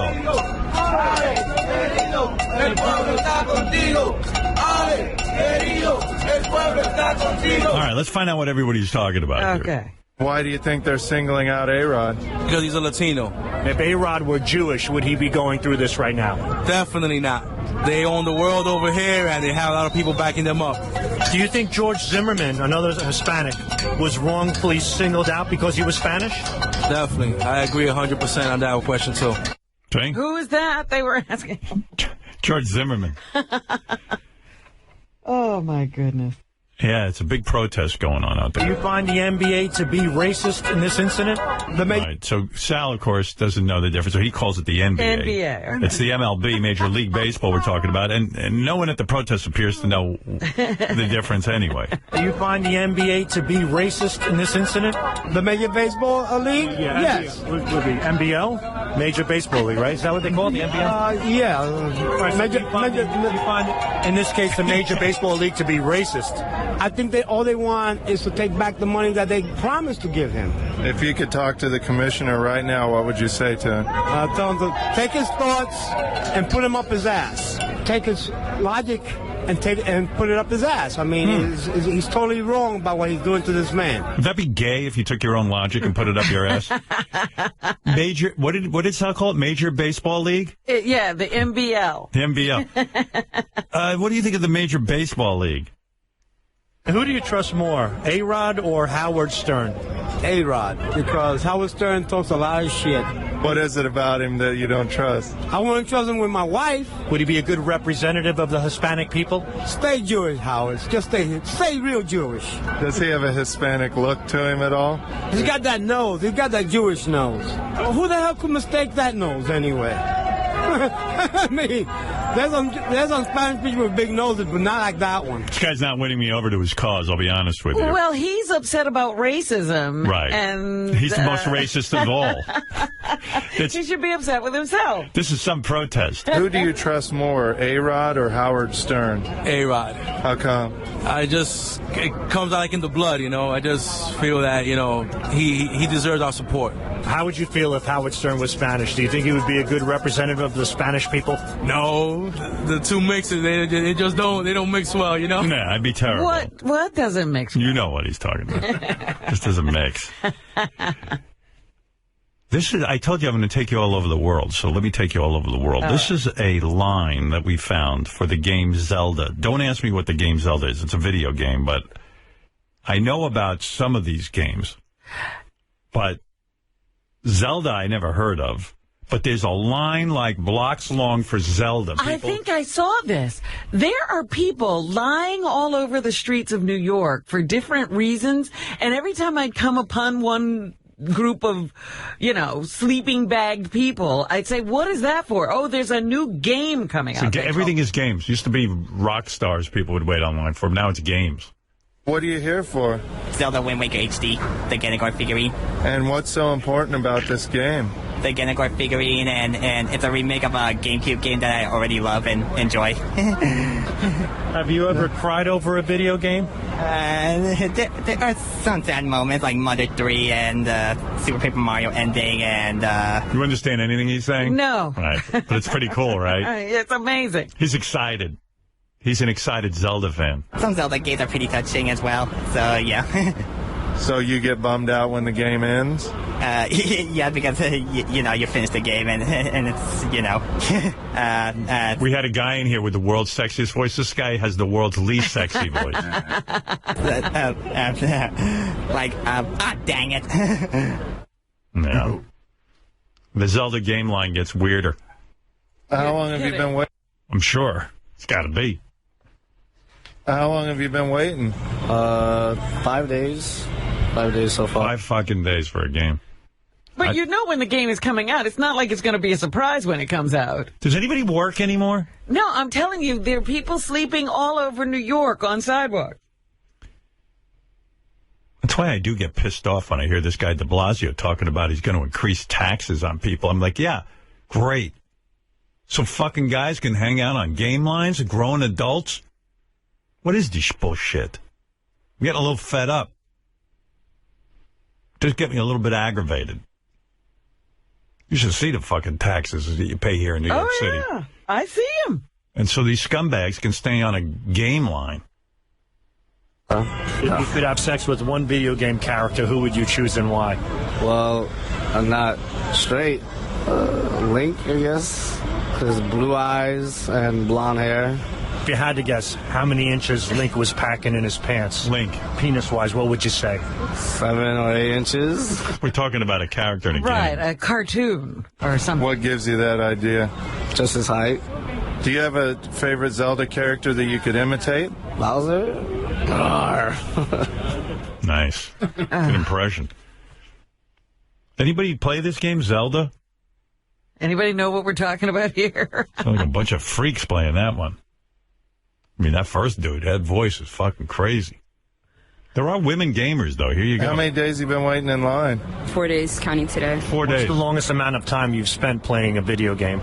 Probably about 16. That's about it. 16 hours. Nice. 900 total for a whole game. If you could put Howard Stern in a video game, what type of character would you make him? I'd probably make him a vulgar clown in some sort of RPG. No. He would scare people with his looks as well. Yeah, honey, I bet you look real good after 4 days online for the Zelda. What a bitch. I don't like her. Here's Riley Martin teaching Mark the Bagger. Did I play you this? I think I might have played it for you already. Did I? He's teaching Mark the Bagger the Biavian language. Oh, no, I don't think I've heard that. La okapa sinharaku. Lara pasha, lara kula. Anta nasangota tularika. Anta the sun got down. Tularik. Those two are really vibing. Yeah. Kwa umsalajuan. Awam salajuan. Varski ta ankapa. Varski ankapa. One Zolura in. Why Zulara in? How's that? Pretty exciting stuff, right? Yeah, Mark doesn't know what he's saying, but he's saying it very well. Remember I told you the other day Riley Martin got political on his show? Yes. I don't think I ever had. I ran out of time and I never played you the clip, but he got political, and I think he's onto a whole new thing. Or did I play this for you? You did play something where he was talking about... Government shutdown? Yeah. Oh, then I played it for you. Gary, how come this is still on my page if I played it already? Maybe he liked it so much he thought you ought to play it again. Setting up the prank call. Oh, thank you. Both I knew there was a reason for the madness. Yeah. Yeah, I'll play you a little bit of this, and then we made a prank call. You'll like this. Welcome to the Riley Martin Show. Now, people, you can see that these Republicans and went all the way Abe took us. Oh, boy. Yeah, oh, man. Abe took us. Abe took us. My goodness. Now, you know, all the people doing the monuments and the visiting places and out all over the country where people, you know, tourists will visit and all of this type of stuff. They ain't got no action. They're on, you know. You can tell he's getting nervous talking politics because... He's off subject. Yeah, he's just all over the place. I think halfway in he starts realizing he has no fucking clue. Politics you can't make up. Right. You know, that spacecraft, you can make it up all you want. You can go anywhere you want with that. Layoff and what have you, and so many other things. He just knows a bunch of people aren't getting paid, and that just gets fucking Riley Right, nuts. that's what bothers him. Right. They're not going to get their government handout. What have you is coming down. However, people, you can rest easy and be happy in the knowledge that all of the senators who did this and their aides will get... All right, and their heebs. What did he say? And their heebs? What? He's not saying he, but... He's not he. All of the senators who done this... paid right on time. Right. I mean, they would Riley goes nuts when other people are getting paid. And He said they're aides, I Their think. aides, right. Yeah. He said, do not worry, they'll all get paid. Won't be cut or anything else. Therefore, to hell with you, according to the Republicans. All right, anyway, you get the idea. We played this the other day. So here's Riley calling now into a political show. How come the Republicans aren't going out there and telling them, all right, we got a caller on the line? Aye. Yes. Do you have something to You can did you want to see talk? that these Republicans and went all the way Abe took us. They took us, huh? What happened? Now, you know, all the people doing the monuments and the visiting places, and they ain't got no action. So, if I was to guess, you're saying this is the Republicans' fault then? Right. Oh, okay, but let me ask. I can tell this guy gets no phone calls because he should have hung up already. Right, he's trying to entertain them. He should have hung up after Abe took us. Good question. All right, why do you think this? Why do you think this is the Republicans' fault? Yeah. Right. Okay, where are you from anyway? I'm in Archambault, in Valencia, California. You're from California. That would make sense. Right. Okay. All right. Right. By the way, let me ask you a question. Do you do you like Obamacare or do you like the Affordable Care Act? Which one do you like? Yes, indeed. Mm-hmm. Which one? Yeah. Mm-hmm. Right. Oh, come on. No, which one do you like? Do you like the Affordable Care Act or Obamacare? Which one do you like? Right. Yes. All right. So this is the Republicans' fault. It's not the Democrats' fault. Right. You know, right. Okay, well, why is this the Republicans' fault? Yeah. Right. Yeah. All righty. Yeah. Mm-hmm. Right. Okay. Right. All right. Thanks for listening. And I'll put you on. Tilura. Okay. Ankapa. Ita. You understand? All right. Well, listen. I appreciate your opinion, whatever it was, and yes, indeed. Mm-hmm. Right. Call in again someday. Okay. Take care. All right. And we are out of here, people. We love you. All righty. There you go. Wow. All right, we have a caller here. All righty, you're on the Super Dave Show. What it's on your mind? And we are back. Hello, Willie in Arizona. Yes, sir. Arizona. Okay. And we're back, good people. Thanks for staying with us. Well, yes. okay. Unless you got something really good to say, Willie from Arizona. Oh, okay. So what do you got to say? Un salajuan. All right, well, they're gone. My friend. And this happens. So, anyway, caller, I'm not going to be answering your call, so you can go ahead and play all you want. Well, there you go. He finally pissed the guy off. Took a while. Yeah, Abe took us. Wow. I knew you'd like that. Yeah, Mike, you're on the air. I love you, Howard, but how do you not know about Zelda? I'm, so shocked that none of your staff jumped in there. It's a classic Nintendo game. Just came out for the Wii U. They redid it. I don't know anything about that stuff. I'm too old for that shit. Hey, you said any of your staff members know about Zelda? Nobody jumped in there. I'm, shocked. Everybody's played Zelda. JD, guaranteed. Most of my guys play the war games. What is Zelda? I mean, what does she do? It's just a little character. He's got a sword. He searches for treasure. Zelda's a dude. Oh, really? Yeah. Yeah. Sounds somewhat effeminate to me, Zelda. Zelda. Yeah. You see this guy who got fired for being a brony? Oh, that's good. You know about this? No. This guy, he's working. I'll see if I can sum this up. I don't want to read you the whole article. He's at work, and he had a My Little Pony character on his computer screen, on his, screensaver. Because he says he's not a brony, though. He just likes My Little Pony. But that would be a brony. Yeah, but he doesn't want to identify himself as a brony. So he does acknowledge that he set up a picture of Applejack, which is his favorite character. Uh-huh. And he didn't think it was a big deal. No one would see it anyway. But I guess some people at the office had seen his desktop picture of Applejack. So his boss said to him, look, I think it's weird, and it makes people uncomfortable that you have a TV show for little girls as a background.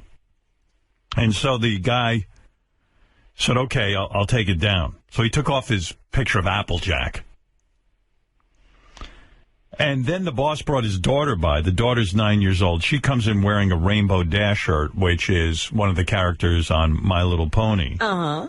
And so this dude walks up to her and says, oh, I really like your shirt. Now, this is my first lesson to you if you want to learn how to be at work. If you know your boss is really bugged and creeped out by you, having Applejack on your computer, don't go up to his daughter. Right. And start talking My Little Pony bullshit with him. This guy was asking to be fired. Right. So after the day is done, after he brings his daughter to work day and the kid's running around with Rainbow Dash shirts, the boss brings him into the office and confronts him and tells him again that he thinks it's weird and to cut it out.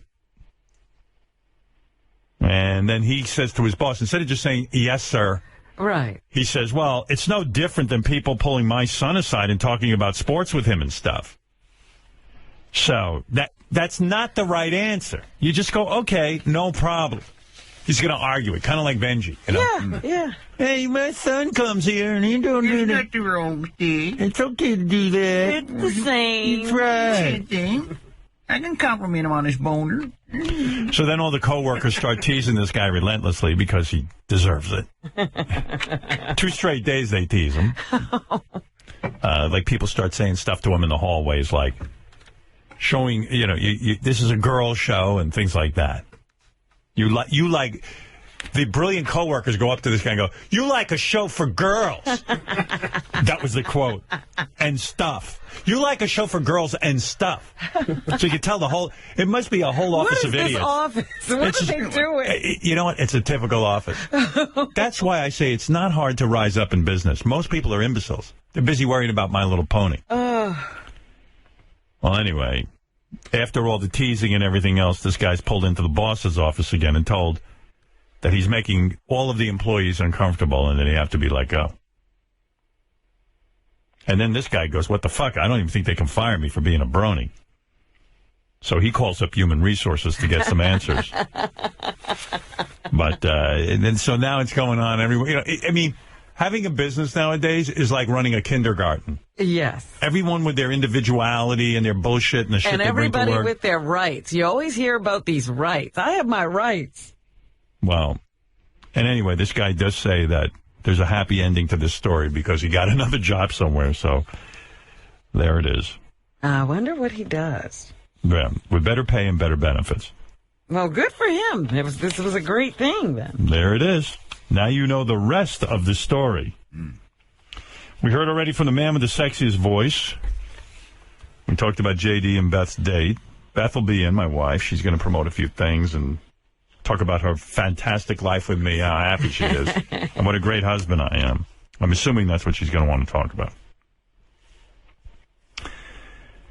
By the way, when I did Jerry Seinfeld's show, Comedians in Cars Getting Coffee, I just want to say I put my hand down under the seat of Jerry's car, and Mary Ann from Brooklyn licked my hand. Seems that no matter what show I'm on now, she's actually hidden somewhere in the audience. She was there, too. She was hidden underneath the car. They strapped her to the bottom of the car because she was at every AGT that I ever take. What else? I played you that. Let me see if I have any other things I want to hit real quick. I'll go to Gary Page, too. Graham Nash. People still contacting me about that interview. They loved it. What else? A couple of songs for Robin. Here you go. This is called Vagina, I'm on Fire. It's about Robin. Hey, Robin girl, I am all alone, and I'm sitting here tugging on my bone. Pretending I'm inside you.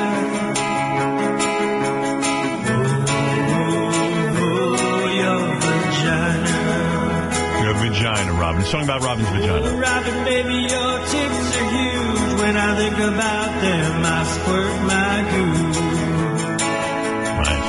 Pretending I'm inside you. Oh, your vagina. I love it, Little Mikey. He's written another hit. I know. Don't leave out Psych. He wrote, Give Me Your Bone. This is for Robin as well. Very sexy. Oh, it's Marvin Gaye. Of your behind now, Robin. Marvin Gaye. I'm trying to hold back this penis for so long. Right, he's struggling. And if you need my 9-inch cock, Robin, then come on. Come on, Robin. Oh, come on, Robin. Come on. Let's go right now. Give me your bone. What is he talking about? Yeah, right. Maybe give me your buns? So come on, Robin. I need your sweet brown tongue. He says, give me your bone. You don't have the bone. He has the bone. He has the bone. What's wrong with Psych? Has he lost it? Gary, remove that song from my page. He's lost it. He's been at the game too long. I saw when you were on TV, the anchor woman messed up the name of your book, but you corrected her. She said Vegication of Robin or something. Right, yeah. But a lot of people are having a problem with it. I said, I thought this would be easy. Robin describes her health struggles, both past and present, in her new book, The Vegication of Robin. And Robin Vegication. All right. Listen, you invented a word. Not everyone's going to know how to say it. Well, I thought it was a good interview, actually. Well, thank you. I thought they did a good job. They gave me room to talk. Wendy Williams gave you a shout-out on her show. Anyway, shout out to Howard's Robin Quivers. They love you, Robin. Robin. That's how she laughed. You know, Robin had been secretly working from home as Howard's radio co-host for the past 17 months while she battled cancer. She reportedly had a cancerous tumor in her pelvis the size of a grapefruit. And yesterday, though... By the way, every time they say it was the size of a grapefruit, I freak out. Like, I think of this horrible-looking grapefruit. Like, on the Oz show, they bring in a tumor. Oh. And you actually get to see what one looks like. Is it pulsating? Does it have No, it's not alive. No, but I mean, does it have like veins in it and stuff? Sure. It does? I mean, it's awful looking. Oh, for God's sakes, Robin, what you did to yourself. What I did. That's right. Well, I did, but I wasn't planning to. Anything to sell a book with this woman. It was good news at the Stern Show. She returned to the... By the way, Wendy Williams friended me on, and I see you're her friend. Is it the real Wendy Williams? You never know on Facebook. I don't know. You friended her. I did? Yeah, because it says her friend is Robin Quivers. I don't recall doing that. No. Or maybe I did. I don't know. No, I was gonna. So, do you know if it's the real Wendy Williams or not, or do you just accept everyone? No, I don't accept everyone. Right. Because it could be a fake Wendy Williams, is what I'm saying. Right. You don't care about that. Well, I have to now go look. I don't remember this whole deal. Did she have a... Are we talking Twitter? No. We're Facebook. talking Facebook. Oh, Right. for Facebook, forget. I don't know what goes on over there. What do you don't? Well, what? I don't spend much time on Facebook. Well, you must have friended her if, or she friended you. I don't believe that could be the real Wendy Williams. Oh. Because it's got her picture, and you go, oh, there's Wendy Williams, and then you find out it's some idiot who made up a page. So I didn't friend her back until I checked with you, and you evidently have no clue. I don't know who my friends are. Right. There was a Baba Booey with Keegan Bradley, the golfer, in the middle of the PGA's President's Cup. Representing the United States team, Phil Mickelson.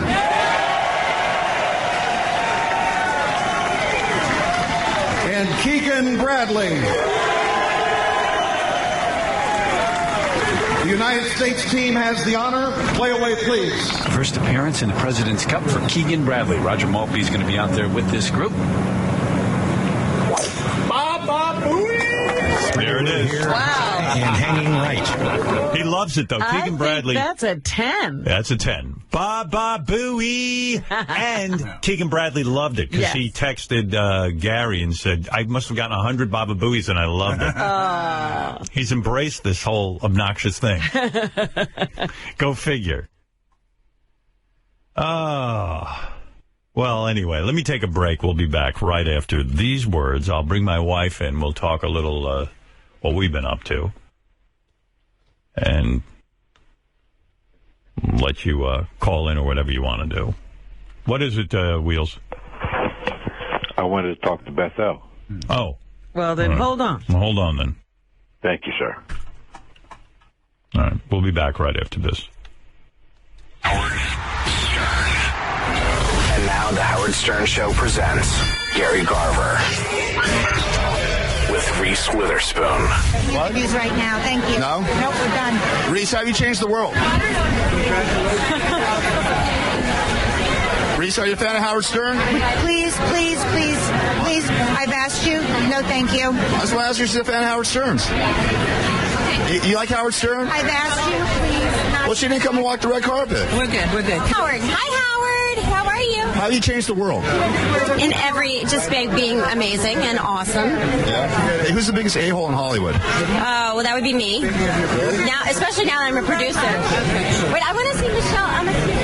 Thanks. The Howard Stern Show.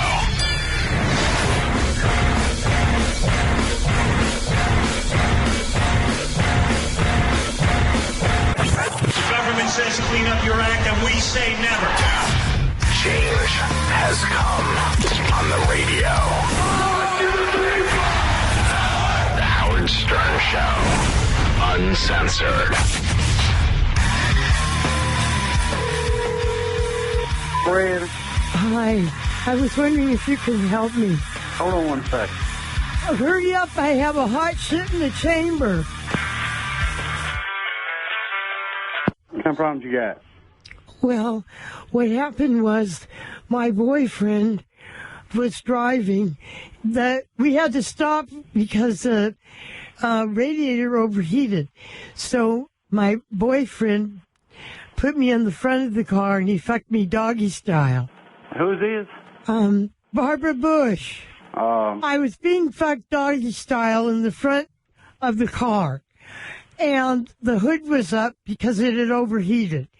As he was dog fucking me, the radiator cap blew off and knocked my teeth off. And they fell into the radiator. And I need you to get my teeth out. Was you going to take the radiator out, or do you want me to take it out?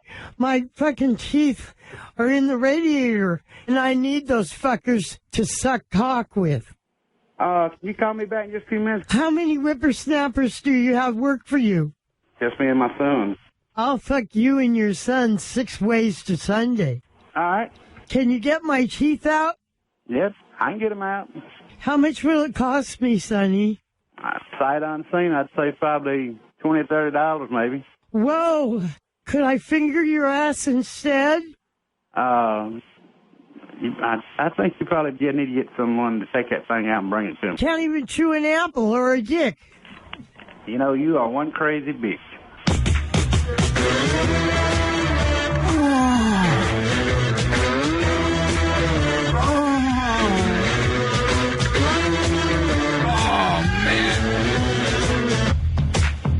Oh, that's great. Oh, yeah. Don't Fear the Reaper? Yeah. I don't know. I don't want to hear that. Very good. Blue Oyster Cult. Not a problem. Aren't they related to you? The singer's my cousin, supposedly, but like 50 times removed, you know? It's like, you're my cousin. But, you know, you just devastated him. He's like my cousin through a marriage, and I don't even know. It's not even blood. Yeah, I don't even know the woman he married, but, you know, it was kind of cool. And then I went and recorded with Blue Oyster Cult on one of their albums. And what never became a hit song. Whenever I recorded, they never become a hit song. That's a good way of not having a hit. Yeah. Record with you. Ask me to be on your album, and I'll make sure you don't have a hit. But he's probably devastated that you just ripped his song off the air. And I don't want to hear that. I sat in a room. Yeah, I don't know. I'm not a big Blue Oyster Cult guy. That's a cool song, Don't Fear the Reaper. But I don't even think that's my cousin singing on it. I think that's before he joined the band. Oh, really? No, he was in it. He was? He? But he doesn't sing on that, does he? Eric Bloom is his name. I mean, there's a dog in here. I spent like a good portion of the weekend just sitting and listening to Beatles music because Paul McCartney's coming in tomorrow. Oh. And I'm real excited about it. And I probably have about 30 minutes with him. And I wrote down I said, you know what? I don't know when I'll ever get to speak to Paul again. And I can't take that for granted. So I made a list of every question I ever needed to know about the Beatles, so I will be very busy tomorrow on the show. I hope he has time to answer. You'll be just fired. I'm just going to fire them all off at once. Paul, answer every one of these questions. And so I just had this, I took out a pad and pen, was listening to the Beatles, and like one song is better than the next. And then I just kind of let my mind go, like I call it a mind sweep. What's a mind sweep? It's a term they use in getting things done, GTD. Mind sweep, where you sweep your mind. And I swept, Robin. And I just, I go, wow, if someone would have told me I'd be in a room with Paul McCartney ever in my life, who would ever believe it? So I said, well, don't you know you have a million questions for the Beatles. Everything that you have a question about, you have to ask. Should ask. Because this could be it. Yeah. I mean, who knows, you know? But now that you've got so many, you have to prioritize. What I did. Are the most important? I did that. Okay. I did that. I put them in a list. I gave them to Will. And Will is holding them in a special envelope. They are sealed. And they are sealed. That is correct, sir. And then I will be there, and I will ask all of these questions. My wife's running a little bit late. She's caught in traffic, so... Oh. You know what? There's a thing that's been said over and over to me as I've been doing these interviews. Yeah. You know, people were very touched about the statement you made that you actually considered funeral arrangements. That's right. And it's made me think, well, I wonder what the funeral would have been like. We were going to bury you it turned out all the people's cemeteries, we were going to put you in Bidewee. No, I wasn't making funeral arrangements. What I was doing is I was just really afraid that this was going to be the end. And I didn't really make any funeral arrangements. Okay, because I was like, really? I know you want to be cremated. You were considering that? I would have had you cremated and delivered to my house in a big box. Would you keep me or spread me around? I would keep you. Of course I would. I'm not spreading you around. Do you want to be spread around? I'll spread you around. No, I have no place I need to be sprinkled. Right. But there were a bunch of things I had to mention. First of all, this is hysterical. Robin, when she came back, you know, we put rose petals all over the floor to welcome her back. Because we said, when Robin comes back, we will welcome her with rose petals. That's how happy we were to have her back in the studio. And I also played two announcements, one from President and Michelle Obama, and Oprah welcoming Robin back. If you missed those, this is what happened. Robin, we just want you to know that the whole Obama family, we've been thinking about you and praying for you and rooting for you every step of the way.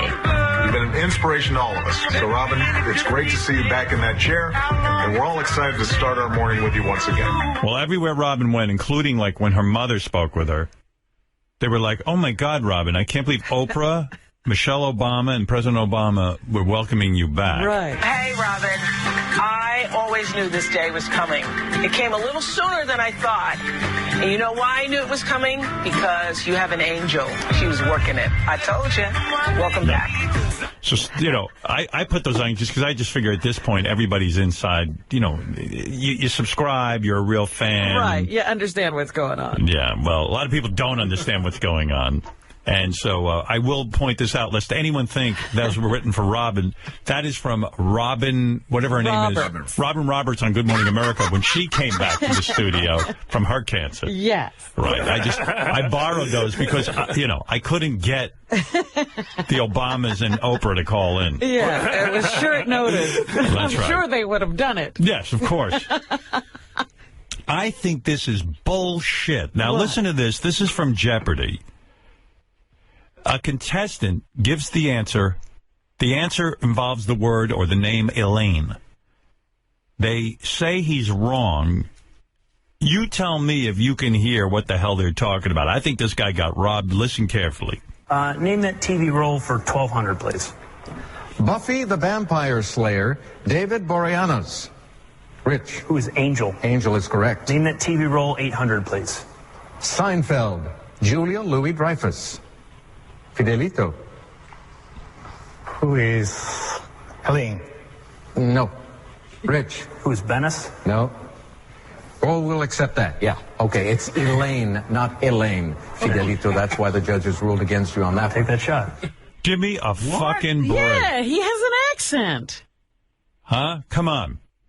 What is that? The guy said Elaine. And they didn't give him credit for that? Fidelito, it is. I love Alex Trebek, too. He's so great. He's got it like, he's saying it like he's Hispanic. You know? Right. Fidelito. Like, dude, you're not Hispanic. Just say Fidelito. Or Fidel. Fidelito. Little Fidel. Fuck you. Fuck you is right. And they took away the guy's points. That, to me, is discrimination. Yeah, that's wrong. Although it does send a good, clear message. Learn to fucking speak English. Or if you're going to do Jeopardy. All right. All right. Here is a TV show on ESPN2. It's a fantasy football show. And Ronnie's Beard writes a question. Ronnie's Beard. Talking about 10 touches or so for Woodhead. So for me, I'd rather have him in that Patriots offense, prefer Edelman. Yeah, I agree with you. I actually like both guys today, but I'm with you on Edelman. I think it's close, but give me Edelman. All right, from Ronnie's Beard, you think this is Ronnie the limo driver? It might be. Hey, now. Hey, now. Whoa, whoa, whoa, stop the clock. PPR League, both guys playing tomorrow night. Jeremy Curley. How's that for a shout-out to Ronnie the limo driver? Speaking of Ronnie the limo driver, this is such a weird thing. So one of the Howard 100 reporters moved over to CBS News. That's Steve Langford, if you remember Steve, who used to work here. So Ronnie was involved in a protest over the weekend in his neighborhood. So Steve Langford was interviewing Ronnie for CBS News, which is so bizarre. Isn't it? Yeah, it was just kind of weird. And who even knew Ronnie cared about schools being built? And, of course, Ronnie's anti-school because Ronnie can barely speak English. Ronnie's against a school? Well, listen to his grammar. It's clear Ronnie doesn't give a shit about school. In fact, anything with education, Ronnie's against. In fact, he didn't even know why he was there. He was just out there yelling. And you know, and I'm watching this thing, and I'm like, gee, I thought if Ronnie ever was going to make the news, it would be for a sex crime, not for protesting at school. But here it is. Here's a clip, Robin, so you can be up to date. Let me hear this. You'll hear the legendary Steve Langford as well. This is an inappropriate place for a high school. In this tight-knit neighborhood next to the East River. By the way, everyone in Ronnie's neighborhood sounds exactly like Ronnie. Consideration of this empty lot as a possible home to a new public high school is causing alarm.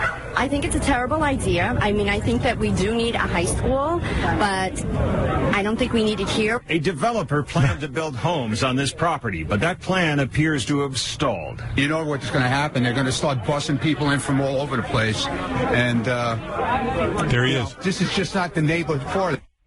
Oh, what neighborhood is for it? Yeah, what do you mean? It's not the neighborhood for a school? It's not the neighborhood for buses.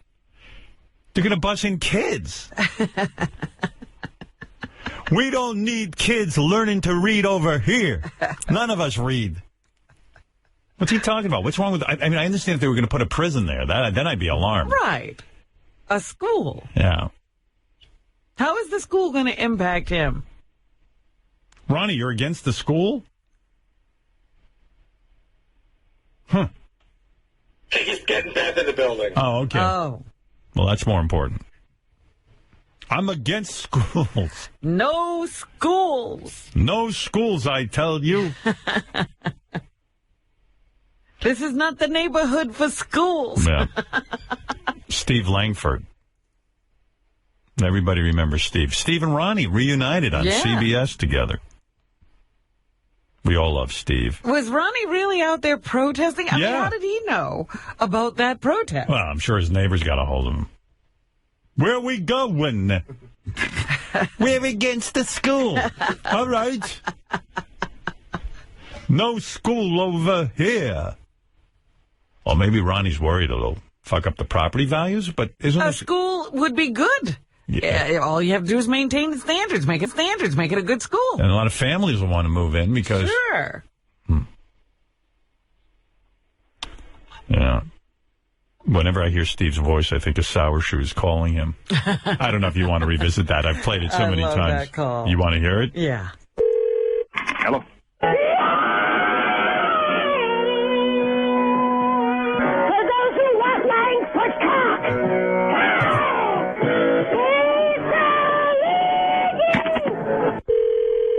Hello. Langford's got a big fat car. Sour Shoes again. Hello. But I never saw something that big. Hello. Langford's got a big, huge cock. Steve Langford. Hello. Steve, it's Sour Shoes. Listen, I'm right in the middle of something. Let me call you right back. Hello. Oh, my God, I can't talk right now. Can I call you back? Hello. Langford's got a huge penis. I want it inside my mouth. Oh. Hey, Sour. Big, huge penis. Steve Langford's got a huge penis. Can you hear me? Can you hear me? Are your parents there? Yeah. Yeah, do you want to put them on the phone? With your monstrous cock. I think if Steve's thinking at this point, if he just is calm and asks for the parents, like somehow Sour Shoes is going to cooperate. Or that, he'll get the message that this is serious. He's in trouble. What makes this call so great for me is that, like, Sour Shoes, it's Sal and Richard in the back room calling Steve over and over again with tape of Sour Shoes, which is even more dynamic. Right. I'm dripping wet. Can you hear me? To put my mouth around. Can you hear me? Yeah. Put them on the phone. Oh, my God, Steve, I'm real busy. Can I call you right back? Put them on. I was made for love and Steve Langford. Hello? I'm Mike's dad. He told me that you wanted me to call you.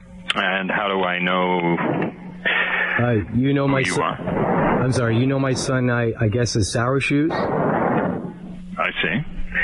My name is Frank. I see. Well, yes, Frank. How do I know you're Frank?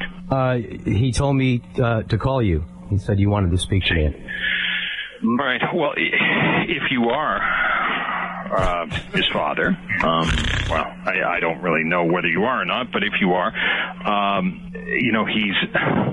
do you know about the phone calls he makes? I have some idea. I hear some voices coming out of the bedroom, but... in the past couple of weeks, about 300 phone calls to me. He calls everybody, Mr. Langford. No. If you are Frank and if you are his father, sure. 300 phone calls. Come on, that cannot be. Come on. Well, I don't know whether you're his father or not, but if you are, these phone calls are harassment, and they're against the law. Okay, how would you like me to resolve this? Well, get control of the situation. It's against the law. Oh, well, you know, he's a creative. He's a creative guy. No, you're not listening. Well, listen, maybe you're not Frank. Don't waste my time. No more phone calls. Uh-oh. Hello. Steve Langford's monster fat peanut. If you can hear me, Sour? Sour.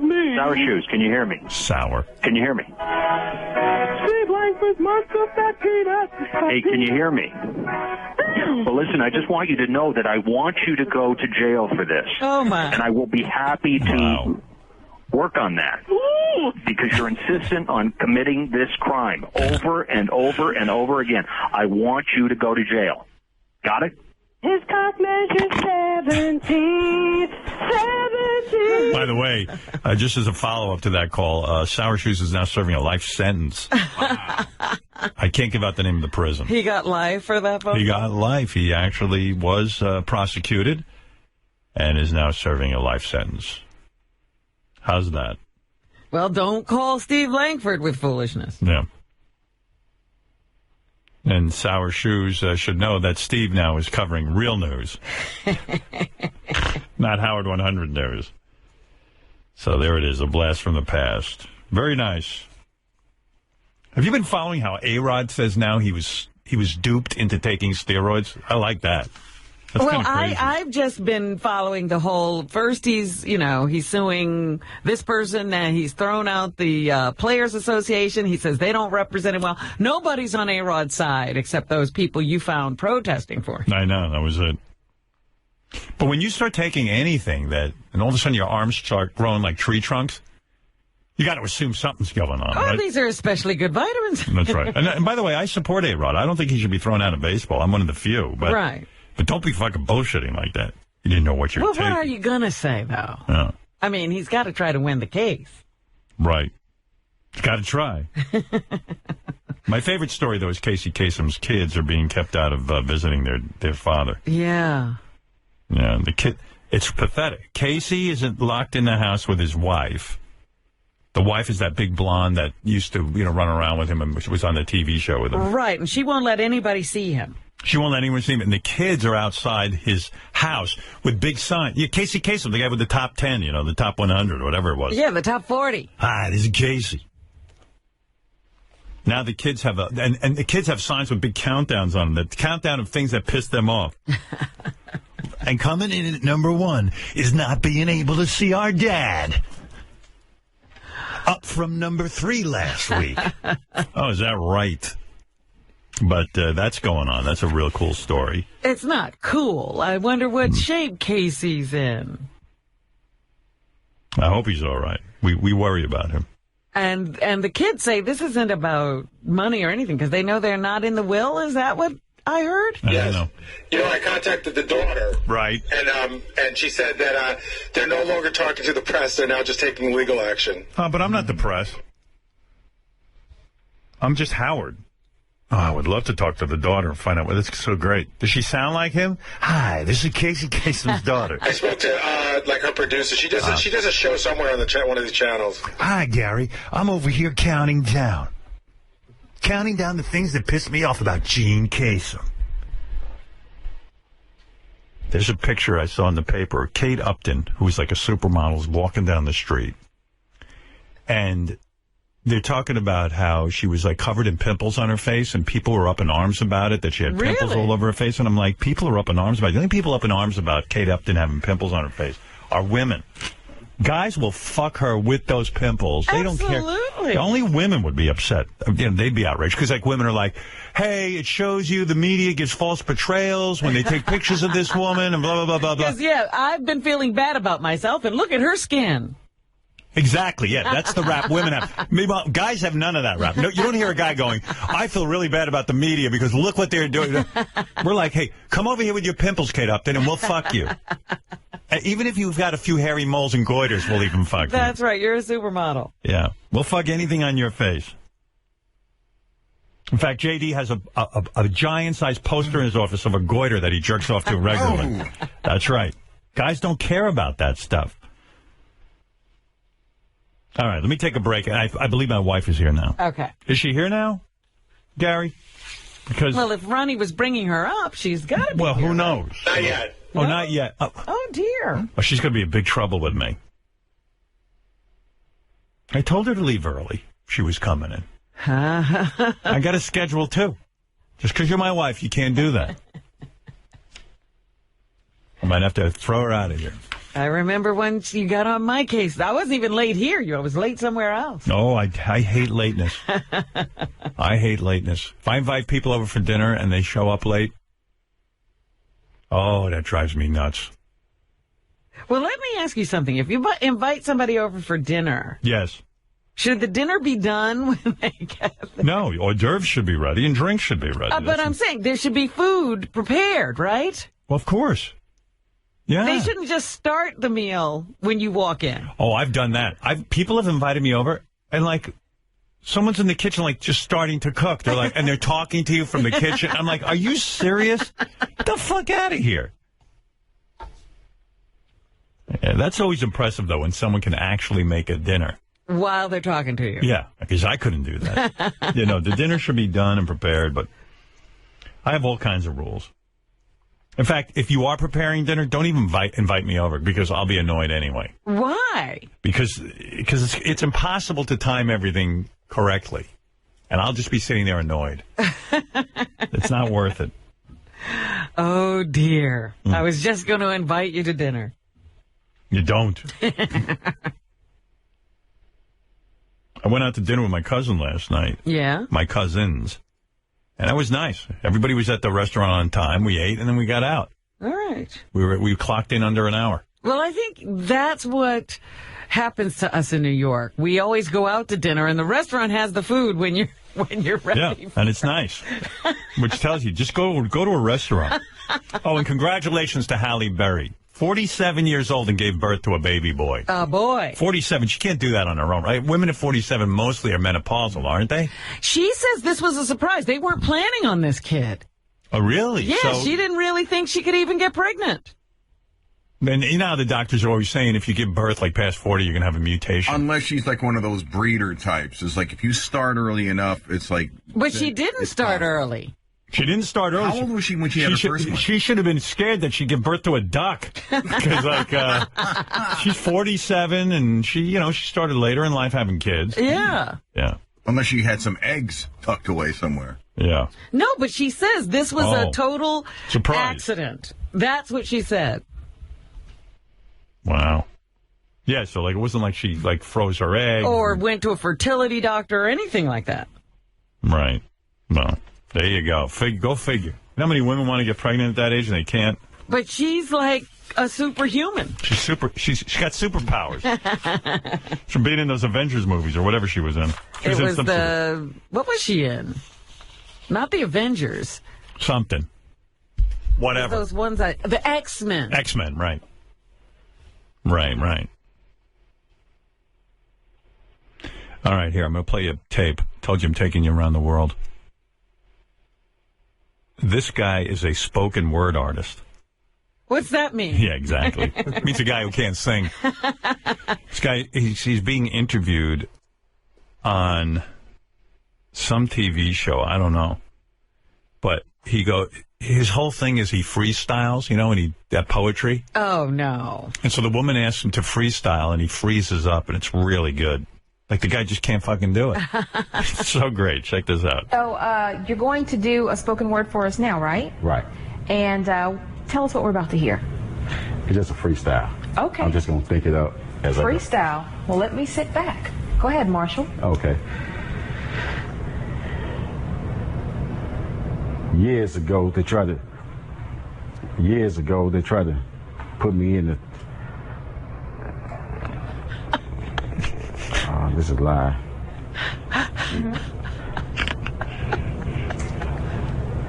He's just sitting there. Did you want to try to read something from your book? Yeah. Okay. Let's do one from The Struggles of Love. Okay. And we'll listen to Marshall as we go to break. Yeah, you better get in that break quick. I can feel the pain, the misery, and the loss. Everything in this world has a price, even love costs. I borrowed your heart, and then the time has come to give What it a back. reader. Leaving a hole in my chest that only time can patch. Isn't that great? Oh, You have to see it, though. goodness. It's even better when you see it. Because the guy he just sits there. He doesn't even say, like, I'm having trouble or anything. He just sits there waiting for her to say But why something. would he put himself in that position? Yeah. Freestyle. When did this all happen? When, like, guys reciting poetry became sort of a thing? Well, this has been going on for years, this poetry. Oh, I hate it. I just hate it. Like, what happened to people singing?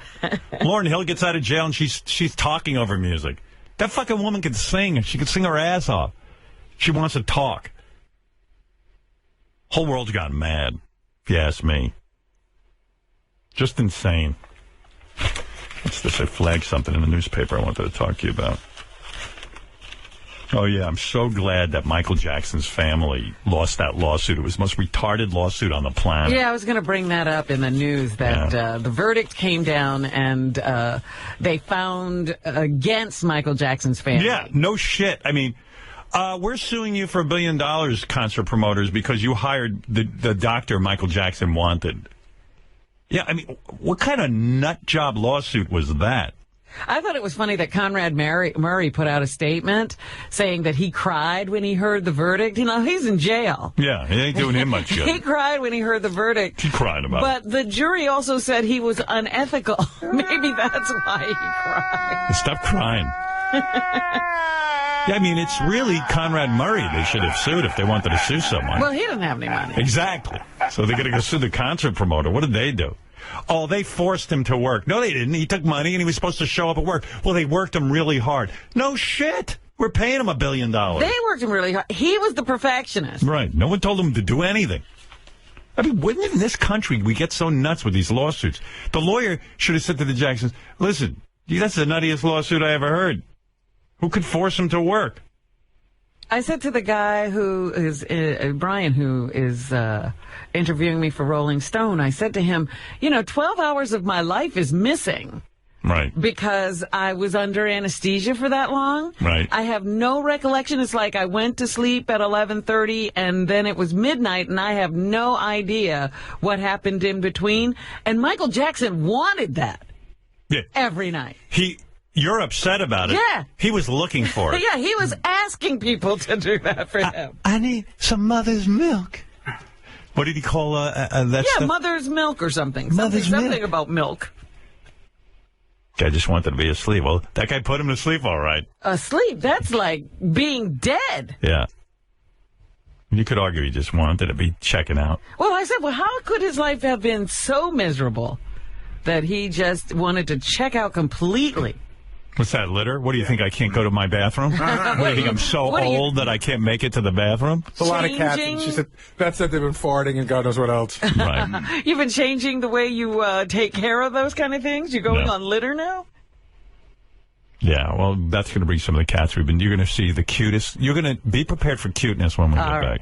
It's this is what my house looks like. I have litter boxes everywhere. I want you to put me to sleep, Dr. Conrad Murray, for 4 years. Right. I would rather not know anything. Like Rip Van Winkle. That'd be good. How long have I been asleep? 4 years. Thank you. Put me back to sleep. The reason we have a litter box in here, actually, Robin, is not for cats. We're going to have Richard shit in a litter box. Oh, jeez. And I know he would. What is he doing it for this time? Yeah, I'm doing it so I can blow Metallica. Right. Can't believe I've been asleep for so long. Oh, my God, Blanket. How old are you now? I'm 48. 48? I went to sleep. You was a little boy. You was no bigger than my finger. Get out of my bed. Yeah. What you doing in here? You got a beard. Now you're a big blanket. My little blanket. What happened to you? Dr. Murray put me to sleep for 48 years. My goodness. I'm 57. Wow. That would have been good if Dr. Murray just put him out for, like... Unfortunately, apparently Dr. Murray wasn't good at it. Because Michael Jackson is still asleep. I'm still asleep. How many times can you do that till you get it wrong? I mean, where's Blanket? Odds are against you, right? Well, absolutely. Hate to break it to you, Blanket now has turned into a fold-down comforter. Did you? I mean, you saw that thing. They were putting that mask on Michael, and they were just dripping it through the mask. Right. I mean, that's crazy. Oh my God, Paris has tits.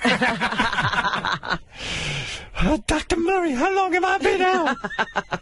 Yes, you slept through Michael. Michael, you slept through Paris's entire puberty. That full bush and big areolas. Right. Michael, you're a grandfather. Oh, my goodness. This is your grandchild. Ooh. Paris, what do you sound like now? I'm quite menopausal. Well, that's awful. That's awful. Yes, if only Michael had lived and just been put to sleep for 5, 7, 8, 9 years. But awesome. What? What's up, man? Your wife just wants to know, because she's standing out there holding 4 kittens. Is she coming? Let me take a break. No. Okay. I'll take a break. Right, Fred? Do I need the break first? You know what? You want to bring it right in? Okay, well, I guess. Yeah. Or don't I have notes with all the different things? Well, I know what everything Beth's plugging. Yeah, she can come in. This is my wife. This is the woman who agreed to marry me. Oh, honey. Oh, my goodness. Look at them. How cute is that? Oh, my God. They're beautiful. All right. These kittens live in my house. They're going to their permanent families. How good are they? They all have homes. So, Beth and I, hi, honey. How are you? Let me put this Oh, my gosh. So much traffic. Really? Coming in from the Hamptons. Oh. What is this big wire? Well, there's your little guys. We have Lula. Her family's right outside. Terry, maybe on the air we should give them the matter right there. Yeah. And then we have Sam, and then we have Penelope, and then we have Sweet Pea, who's going home to Heather. Sweet Pea is such a good girl. Look at that. Gorgeous. Are you kidding? Absolutely gorgeous. Oh, my God, that Sweet Pea. I love that Sweet Pea. I love them all. It's very funny. But when my wife started doing this, I didn't know how I'd feel about it. Uh-huh. Like, my house is just... She would go to municipal shelters where they are going to kill these kittens because nobody adopts them. Yeah, because they have too many. And her idea was, I'm going to get them out of the kill shelter, and then I'm going to take them, and I'm going to, you look at them now, you're like, oh, my God, they're like the perfect pets. Like, if you went to a pet store, they'd charge you $10,000 or something. But, you get them. Lula's peeing right now. Yeah, no, that's it. They're right into the litter. All right. See, this is what I love about cats. Cats are very easy to train. So we decided what we would do is we would bring all these kittens in, and then one thing turned to another. How many have we actually placed in homes? Over 3 dozen. Over 3 dozen. Yeah. Wow. Well, let me do some quick math. Now, a dozen I know is... like 35, 36. I'll get you the exact number if you... Wait a minute. He's going to do the math. A dozen is 12. Right. Right? Yeah. Okay. So now, 12 24. times 3. No. You're jumping 12 ahead. Plus 12 plus 12. I do it. Let me show you how quickly I can do See, it. he's a math genius. Honey, you look really cute. I do? Yeah. Oh, thank you. I lost all my kittens except Honey, for Lula. unlike JD, I'm going to return the compliment. I'm going to tell you look cute, too. Thank you. Yeah, I love that dress. That's very retro, like a 60s kind of thing. I was thinking of wearing it for my extra interview when I interview Well, that's you, very colorful. but I feel I should change outfits. Yeah, Robin, Beth is interviewing you later and actually did research. Like she was sitting there reading your book. I know. He tweeted me or texted me a picture of you reading the book. I was like, oh, my goodness, she's really preparing. There was a recipe I wanted to prepare and try it and tell you that I drank it, and it was that almond butter peach smoothie. Uh-huh. But there's an ingredient in it that I've never heard of before, and we didn't have it, and I can't recall what it is. I need the book. It's something I've never heard. So what's the ingredient, Robin? I don't remember what's in the almond smoothie. Yeah. Oh, but it looked so scrumptious, and we just have to get that last ingredient. Well, listen. And the mousse, there's like a healthy chocolate mousse. I thought you didn't eat meat. Moose is a very rare delicacy. You can get him in Alaska. I do not eat the Sam's animal moose. peeing now. Sam is such a good boy. He pooped and he missed the box. Uh-oh. It's a small box. And lots of litter. Anyway, so where was I? Okay, so the saga was all of these kittens come in, and Beth sort of, well, how would you describe it? We clean them up, we take them to the vet, we get them spayed and neuter, you socialize them. What condition are they in? They're fine. I mean, they're brought to a shelter, and I grab them right, in the nick of time, and I bring them. They go directly to North Shore Animal League, where they're evaluated. They're giving their first set of vaccinations, and they tell me that they're healthy enough to enter my house because we have 4 cats. Right. And so, Penelope's smelling the poop. Can someone come and pick up this poop that... Richard, come in here and eat the poop. He made the litter box, but he kicked it out because the litter box is way too small. And so we have, on an average, these kittens for about 3 to 4 weeks. Except for Mama Grace, who gave birth a day before we brought her home, and she had 3 little babies that we watched pretty much for 3 months. I got to tell you something, ladies and gentlemen. Because usually they're a little older than that when you get them. When you get these kittens, you can make fun of me all you want, but I have to tell you, they're so adorable, and the idea that they're all being euthanized because people are the problem. People do not spay and neuter, they don't do these things. So you get so attached to them, and they're so great. And we've actually built friendships with all the listeners who have adopted them. Amazing people. Incredible. A lot of them are meeting me here today, and a lot of them are double adopters. And there's a family that's out there now that their 3rd kitten they're getting today. Wow. Yeah, it's very amazing. They love our kittens. Such wonderful, wonderful pets. They really are. Maggie, you're an adopter, right? From Boston. She drove all the way down from Boston. Is that right? I believe. Maggie, did you adopt one of ours? No, Howard. Then I don't want to talk to you. I would have known a Maggie. Howard. I thought you were one of our people, but no, I have adopted. I rescued a dog from West Virginia, and she's the best dog in the world. And I just want to say thank you for all the hard work that you both do. It is such an inspiration, and it's beautiful. And I follow you both, and I love all the pictures that you post on Twitter, Howard. They're amazing. All right, thank you, Maggie. And so there it is. Well, Howard, this is a complete turnaround for you. Yeah. Because remember, he didn't even want one cat. Oh, I remember one day I was with Bianca, and I said, Bianca and I want to adopt a cat. And you heard Howard go, no. And that's when we adopted Apple, and then we decided to adopt Walter for Apple, and then Leon for Walter, and then Charlie for everything. We adopt adult cats on the theory that it's harder to place adult cats. Yeah. We have an adult cat in our house right now that we're going to place. He was abused. She was abused, Bella. Bella. She was abused, and she... Oh, this was the one you tweeted, or you sent me the picture of yesterday? She was playing in my hair. She has a visual problem. She only has one eye. Well, let me just tell the backstory about Bella. We had heard that there was a cat that was in a municipal shelter that was pregnant and blind. And she didn't have much of a chance. They thought it's a double whammy. There's going to be a whole bunch of kittens, and she's blind. So North Shore Animal League went and rescued her from the municipal shelter, brought her back. She gave birth. I ended up taking her kittens home, and that was the 2nd litter that we had in our house. She dried up, her milk dried up, and I was able to refer her to my favorite eye surgeon, Dr. Sapienza, who performed surgery on Bianca's eye as well as Leon Bear's eye. And so Kitna, now Bella, we changed her name, had one of her eyes removed. And while he was performing surgery, he noticed that she could sense shadows from the other eye, so he didn't remove the one eye. And she's able to navigate around our huge house, and she knows where her food dishes are. She knows where her litter. She's never missed her litter box. She's remarkable. She's a great cat. She's going to be an incredible pet. We're looking for a home for her. If somebody wants to open up their doors, and she gets along great with adult cats. All 4 of my cats are. How do people get in touch with you if they want to adopt one of your cats, one of the ones we take care of? Well, people have been applying at howardstern.com, but also animalleague.org. I know that I have a page on their website, and I think people can definitely apply as well. Oh my God, Lula's taking a big poop. Everybody wants to come in here and poop. What I do is I photograph these guys, and I send some of the families the photographs, and it's a whole thing it's worked into, and we've met a lot of great people as a result. Really, I want to thank all of my adopters for being so awesome. I'm also here to promote the big gala that's coming up November 22nd. Did you get your invitation yet? I haven't seen it yet. Bianca's Furry Friends, which we are embarking on a huge campaign to raise money to create a 2nd floor to the existing shelter at North Shore Animal League. So 14,000 square feet is going to be built up of a feline cage-free environment, and it's going to free up the whole downstairs for more puppy mill rescues. And we have our big celebrity gala on the 22nd, and we we have Natalie Maines, who is flying in to perform. Yeah, that's going to be good. I'm so Natalie excited. Maines from the Dixie Chicks. We have Tom Cotter performing from America's Got Talent. We have Randy Kid the Wiz from this season with the baseball cap. She was my personal favorite. He agreed to perform.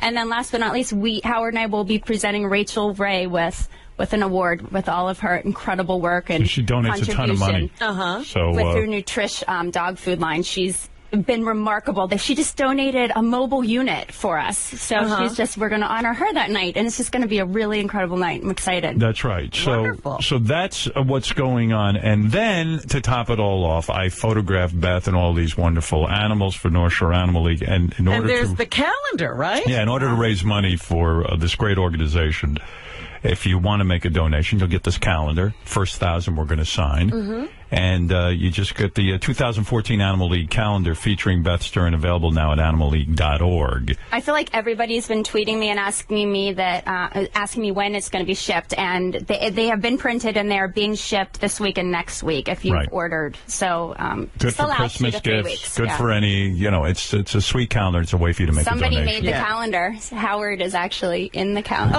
I'm gorgeous in it, by the way. Wait till you see me. I can't wait to see your pose. Actually, you're the back cover of the calendar. Yeah, so anyway, it's a nice thing to be involved in, and it really is quite moving. I got to tell you something. When you see these animals that have been abandoned, and, they come into my house, and Beth gets them completely cleaned up, and gets does everything with them. And then when Beth hands them off... Oh, I'm going to be crying like a baby. Oh, no. Yeah, like these guys have lived with us for how many weeks now? Look at Sam. Look how cute he is. He could be the cutest cat ever. Who's here that you're going to give away? Sam's family, Jonathan and his wife are here. I'm going to miss Sam so much. And then we have... If I bring them in and you hand them off, are you going to cry? Oh, it's going to be awful. But Terry, you can bring Terry and Matt, who are adopting Lula. Where is Lula? They're in the green room right now. Are you going to cry? Well, maybe now that I'm on camera, you're asking me if I'm going to cry. Maybe if you want to see Beth crying a lot, we have a thing up on howardstern.com. How do you see that? Oh, on Bianca's Furry Friends. It's the Facebook page that we put up for all of my adopters, and anybody can view it. There is the Howard TV episode of Howard and Beth's Fosters, and it's really great. Everybody who has seen it thinks it's... really great. I get very emotional because it shows me the whole journey of my first foster litter and handing them off to the families. And I saw that one clip of you trying to hand off the first one, and I couldn't watch it. You were crying so much. You want to see Beth cry? We can hand off one of her kittens. Where are my kittens is the question. Sam is always on my lap, so I know he's here. I see Penelope in some crevice. One gravitated toward Benji. Where's Lula, the little gray one with the pink bow? She's behind the couch. She is. Okay. Well, that's Matt and Terry. They're here. Oh, yeah. Do you want to... Can someone hand me Lula? Benji, you got her? No, she's in that crevice. She's in what crevice? Between Fred and Beth. Oh. There's a crevice between How Fred are we and Beth? How are we going to get her out of there? I'll crawl in. Can you get her? Oh, she's coming out.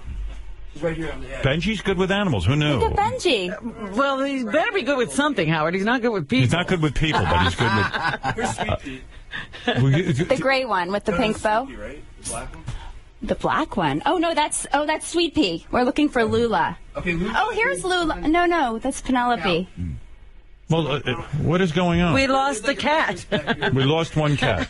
Oh, here she is. I have her. How perfect. She came right to me when I said her family's How beautiful is that little kitten? She's beautiful. She's very beautiful. And, so what are we going to be seeing? You're going to this is listeners of ours. Yes. Who are adopting her. And she actually, Matt and Terry adopted Lucy and Linus, one of my fosters from 2 litters ago. So this is their third. This is their third. See what happens when people adopt from us? Absolutely. And talk about this kitten that you're holding in your arms. Tell me how you feel about this kitten and why there's a special connection. You want me to cry, don't you? No, I want to know what the special connection is. I think it's important for people to know. She is a member of, we call this the Death Row Kittens. They were an hour away from being euthanized. And Joanne from North Shore called me and said, Beth, I know you have a bunch of fosters, but I just got word that there's a litter, and one of the litter didn't make it, unfortunately, when they made it back to North Shore. She needed oxygen. It was a horror. I was crying, and I had never met this kitten that I was saving.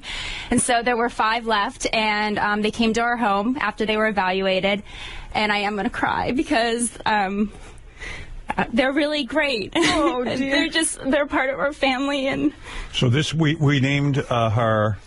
we named her Lula, right? Goodbye, yeah. Yeah, and you feel the connection because you've raised her. I know her every poop. I know her every...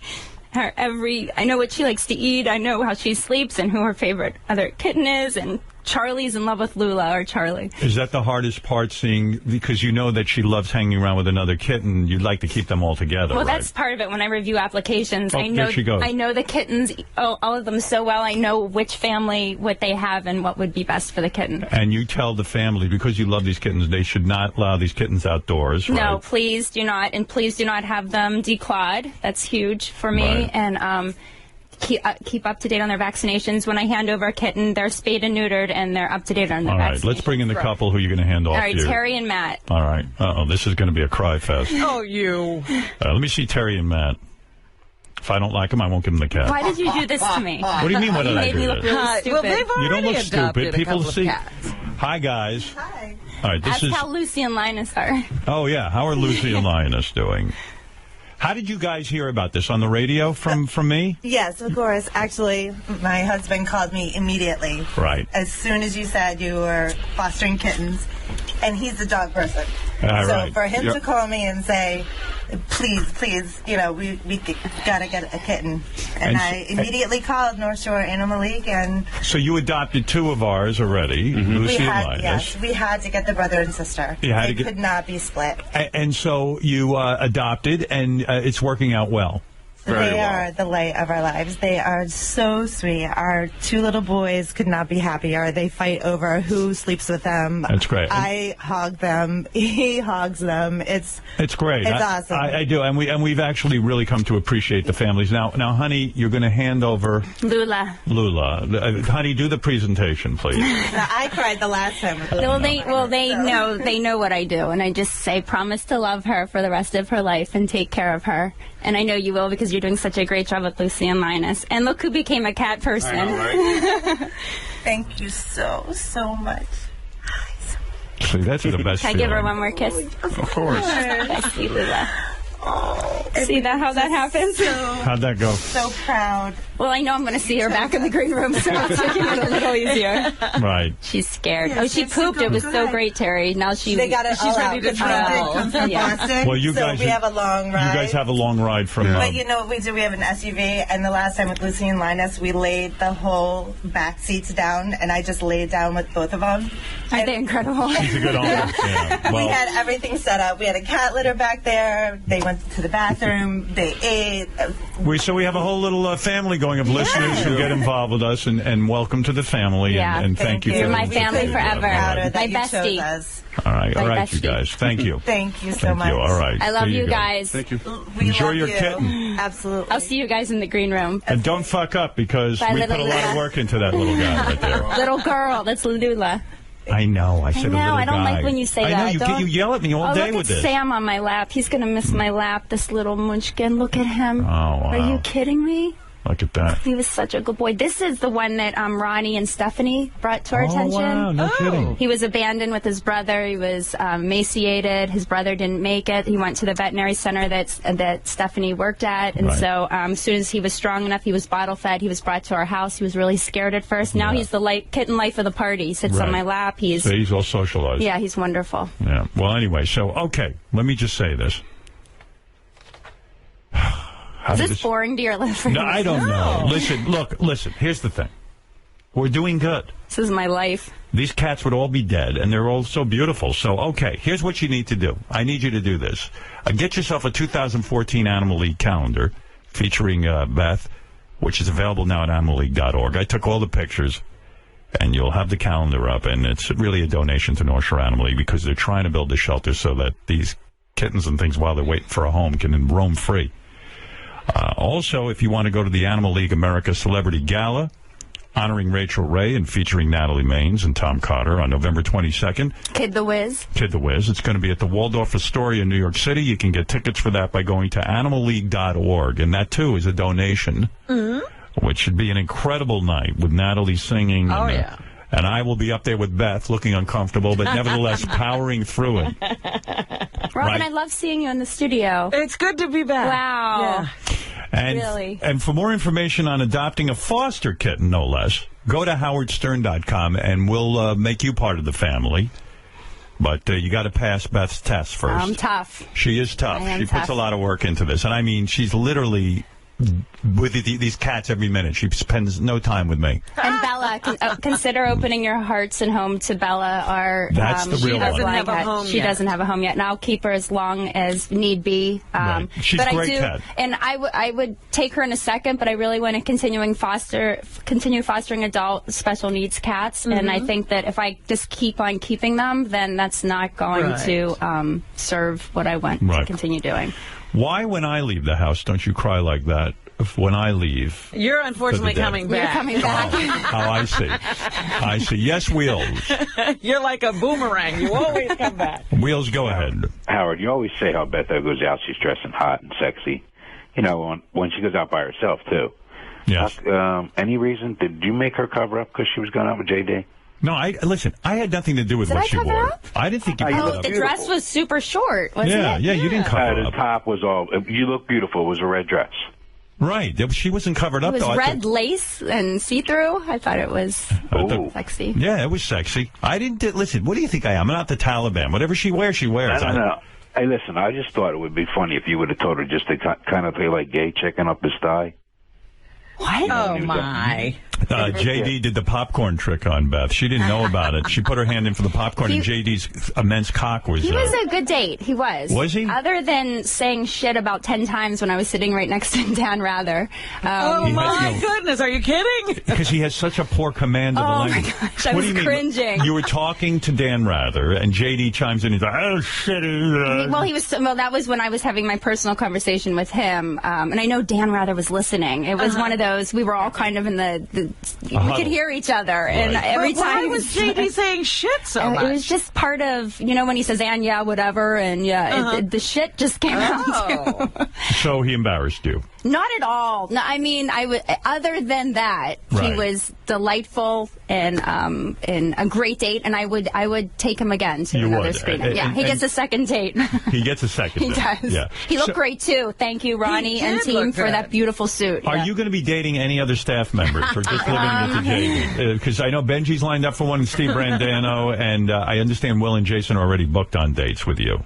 That's really nice. In fact, it's the only time that I felt you were embarrassed. You told me that JD finished on the red carpet 8 times. Oh, honey. That's not true? That's not true. He was chewing gum on the red carpet. Oh.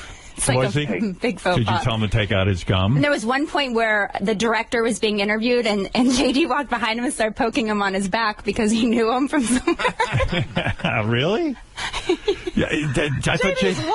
Oh, and then the best part was when I first came out, he met me in my apartment. I thought I was decked to the nine. I just had my hair done, everything. And I go, JD, you look fabulous. And he goes, oh, really? Great, thanks. Let's go. Same way. Thank you. I go, how do I look? Oh, right, well, no, there we are. There we are. Look. Yeah, honey, you're decked out. Wheels, what are you talking about? She's all... I wasn't saying she was dressed down. I mean, maybe it was the picture I saw. Don't kill me. And then I'm holding his hand, and he could not release his hand fast enough. Is his hand clammy? I It's would really imagine. clammy, but mine are too. My hands are always clammy. Your hands are never clammy. What are you talking about? Howard, I just thought it would have been funny if you would have gave her the nod. Your hand was clammy? My hand was not clammy. That clammy. No. That clammy. Not that clammy? I was clammy. Why you say shit every minute when you're around like a Dan Rather and stuff? You don't talk You like don't you're have on. to say shit all the time. Oh, why? You know what it is? It shows a poor command of the language. Well, who said I did have a good command in the language? But there is another word you could use. Well, it didn't come to mind at the time. I don't know. What were you talking about? That you were saying shit? Were you angry? No, I don't remember. And shit. Like, and shit. And shit. Yeah, any sentence, and then he ends sends it and shit. I didn't realize I said shit so much. I guess I do. Yeah, right. Sorry. You were a great date, though. You well, were. Thank you. Did we not have fun? Yeah, I thought so. Look, can we talk about how great Gravity is? I said how good it is. It's very movie. good. Hey, Fred, when we do the JD impression, we got to remember to put "and shit" at the end. Right. We didn't know that. And shit. I thought Dan Rather would be talking to his wife and not listening in on us. He probably wasn't. Maybe I was being paranoid. But apparently he saves and shit for dates because he doesn't do it around here. And fuck you, Dan Rather. And shit. And shit. Wow. No, we actually had a nice conversation with Dan. Yeah, his lovely wife. Well, you talked to him more than me. I just sat there. See, that's why I didn't say anything to him. You would have cursed out Dan Rather. Yeah, Beth said you put her next to Dan Rather because you were afraid that he'd want to talk to you. Well, I knew she would do better. Plus, he doesn't want to sit next to me. He'd rather sit next to her. Right. Dan Rather. Right. JD was so excited to see Regis. He was at the screening as well, and that was his big celeb moment. Yeah. Well, I didn't even know you love Regis. I love him. What do you love about Regis? I think he's funny. I love how he gets like angry funny. And he actually can talk. And JD's a big anyone who can talk, JD He likes. talks good and shit. But you know what it is? Regis, I wouldn't have. I guess the way he tells a story you like. He's very energetic, and he's just like, I don't know. I just like, you know. You just like his personality. Yeah. Is he the father you wish you could have had? No. What? No. I'm fine with the dad I have. It's fine. Okay, I don't need Regis as a dad. All right. Just checking. Just want to know. Hey, JD, how did Beth smell? It smelled fine, I guess. I don't know. I didn't stick my nose against her. No, I didn't sniff her like a dog. Smell? Huh? He didn't smell like perfume. I did. I don't remember it at the time. There's a lot of things going on in my head. And shit. Wow. A lot going on. You were a great date. Well, thank you. You were a good date. I liked your thank you note, too. Yeah. What did the thank you note No, we say? yelled at JD that you're supposed to send thank you notes because I told him he's supposed to send thank you notes to people. So, of course, I was the victim of his first thank you note. This was heartbreaking. Victim now. So the victim. Yeah, listen. So he sends a thank you note.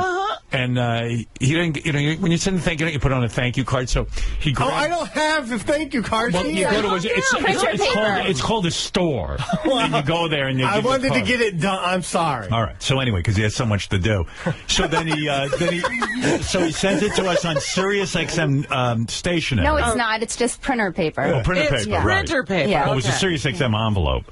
Yes. And then I open up the envelope. And on the piece of paper is first scribbled a note to me. Hey, Howard, thank you so much for letting me go out with your wife. And then right below my thank you note is Dear Dear Beth. Beth. Oh, no, not two separate. Not two separate ones. He puts it all on one piece of paper because I guess he's conserving paper. I guess so. He's worried about the trees. Dude, you don't put both thank you notes Cut on the dotted line. No one taught you anything. But Gary and I have been talking about we're going to start teaching JD stuff. Right. Because Getting him that's how it all stationery came for about. Christmas. Yeah, I'm going to get him some stationery. Yeah, you know what he needs, right? No, I barely use stationery. Well, now you're going to be writing those thank you notes. Did you write Ronnie a thank you for the suit? Or did you give them one letter with 3 different notes on it? Gary, could you pass this around to Ronnie and to John Hine, please? Did you write a thank you note to those guys? Well, Gary said a thank you note was not needed. I have not written Ronnie or John Hine a thank you note yet. Well, I did thank them. Needed. You should do it. Okay. Regis is getting a very fancy card. That was just a class thing to do. I have no class. I appreciate the thank you note. Well, you're welcome. Yeah, and I appreciate mine, too. Yeah, obviously. We had a fight over who got to keep it. Yeah, well, first I read it, and then I gave it to Beth, and then she gave it back to me. So we kept going back and forth you with the can piece of take it paper. this week, and I'll take it next week. I'm going to write a thank you note on one piece of paper. So sometimes we'll be in the letterbox by the end of the next week. And it was like a little kid wrote it, because like half the page was still available. Because, so there was, he didn't It wasn't use centered all properly. the space. No, that was, he didn't put much thought into Who it. did I leave out? You should have put Gary, Ronnie, and John Hine's thank you note on our thank you note, and I could have passed that one piece of paper. That's right. around. It could be a community thank you. I could just photocopy it. But didn't your mom always make you write thank you notes? No, of course not. Really? Yeah. Wow. She wasn't around. Right. Well, I mean, listen, I was taught to say thank you and stuff, but not go write notes and stuff like that. Do you think it's stupid to write a note? It just depends on what the thing is or something, you know? Like, I think, you know, if someone did something for you, you should definitely thank them. Right. And, you know, whether it's an email or something or whatever. But I don't know anything about something shit. or whatever and shit. You know, something and whatever and shit. Well, look, you know, you weren't exposed to it, I understand. But now that you've been exposed to this, do you say to yourself, hey, this is like a really cool idea. Like, yeah, I'm going to get a box of stationery. When someone does something nice for me, I'm going to write them. Does that like kind of open up a whole world to you, or do you get are you annoyed by it all? I mean, it's just another thing I got to remember to do. Are you sorry I exposed you to this thought? Well, after that whole bit you just did, yeah. I mean, in other words, would you rather have been naive to this, or now are you glad you know listen, about it? Well, if that's what that's good shit. What did he say? And when you would go to a store and you'd see these cards that say "thank you" on them, were you thinking, well, wonder why people would even buy those, right? No, I knew. I didn't know what they're for, but you know, it's just I never had many. I don't. What? No, explain that to me. Tell me what you're thinking, for God's sake. When you would see these cards that say "thank you" on them, what would you think to yourself? I don't think he did. That's not for me? Yeah, I don't have to do that shit. I don't have to thank anyone. Fuck you. No, I mean, I feel it's something. Thank you. What? I still think of it. I just haven't thought of it. What are you saying? What are you saying? Really, I want to know. I want to know what you're thinking. I saw it. I feel. Yeah, I want to know what you're thinking. Like whenever someone does something for me, I would rather do something for them that is just as good, you know, good rather than just a thank you note. You know what I mean? Like if someone gives me something, you know, like a gift or whatever, I'd rather you want to give them something that would make them feel just as good gift-wise rather than just a thank you note. I'm just wondering what else you don't know about. You know what I mean? Like that I should teach you. Well, start with everything. Well, you know about wiping, right? I've taught you about that. Yes. How to wipe your ass. Keep it clean. Yes. Trying to think what else. Honey, how are the kittens doing? Oh my gosh, Sam is on my lap. I love him. Do you love these kittens? Do they move you at all? And look at Sweepy just right? They're cats. What do you want from them? Like cat? They don't move you. They're fine. What happened to you? Oh dear. You don't get emotional about the little kitten? Sure. But you know, if I hung out with them long enough, but I'm just looking at them for 2 seconds. Do you ever think that was about to crawl underneath the thing? Do you ever think I might love something like that? No? Yeah, I've loved animals. Have you? Yeah. What? You've had pets? Yeah. The mice that ate my pants. Even if you had I take care of a blind dog. If you had a little kitty in your apartment, they would eat the mice. The mice would stay out of there for sure. Right. They work. Listen, my grandfather had a butcher shop. And he had kittens and cats. Here, hold them. I don't. Hold shit. That's That's Sweet Pea you're holding. All right. Look how cute she is. How cute is You would she? really do that to a cat. Give it to JD. Yeah, why are you giving the cat to JD? Look at her, because she's so chill. JD, you're not feeling anything? Like anything maternal? Isn't that fun? It's all right. It's fine. Oh, God, poor you. Put that cat down next to my bed. You're terrible. You look like you're choking Sweet Pea. No, he's not. No, he's not. Not at all. He's not. He's not being rough. I know how to hold a cat. Do you? Yeah. Look, he does. He's being very gentle. I'm very close to him. But it never occurred to you to maybe adopt a cat. No, because I can barely take care of myself. Oh, that's a good point. Now you're thinking. I'm like a mumbling, scratching post. He was gentle. Gentle with animals? Come on. All right, JD. I love you. Howard, when's your contract up? 2 years.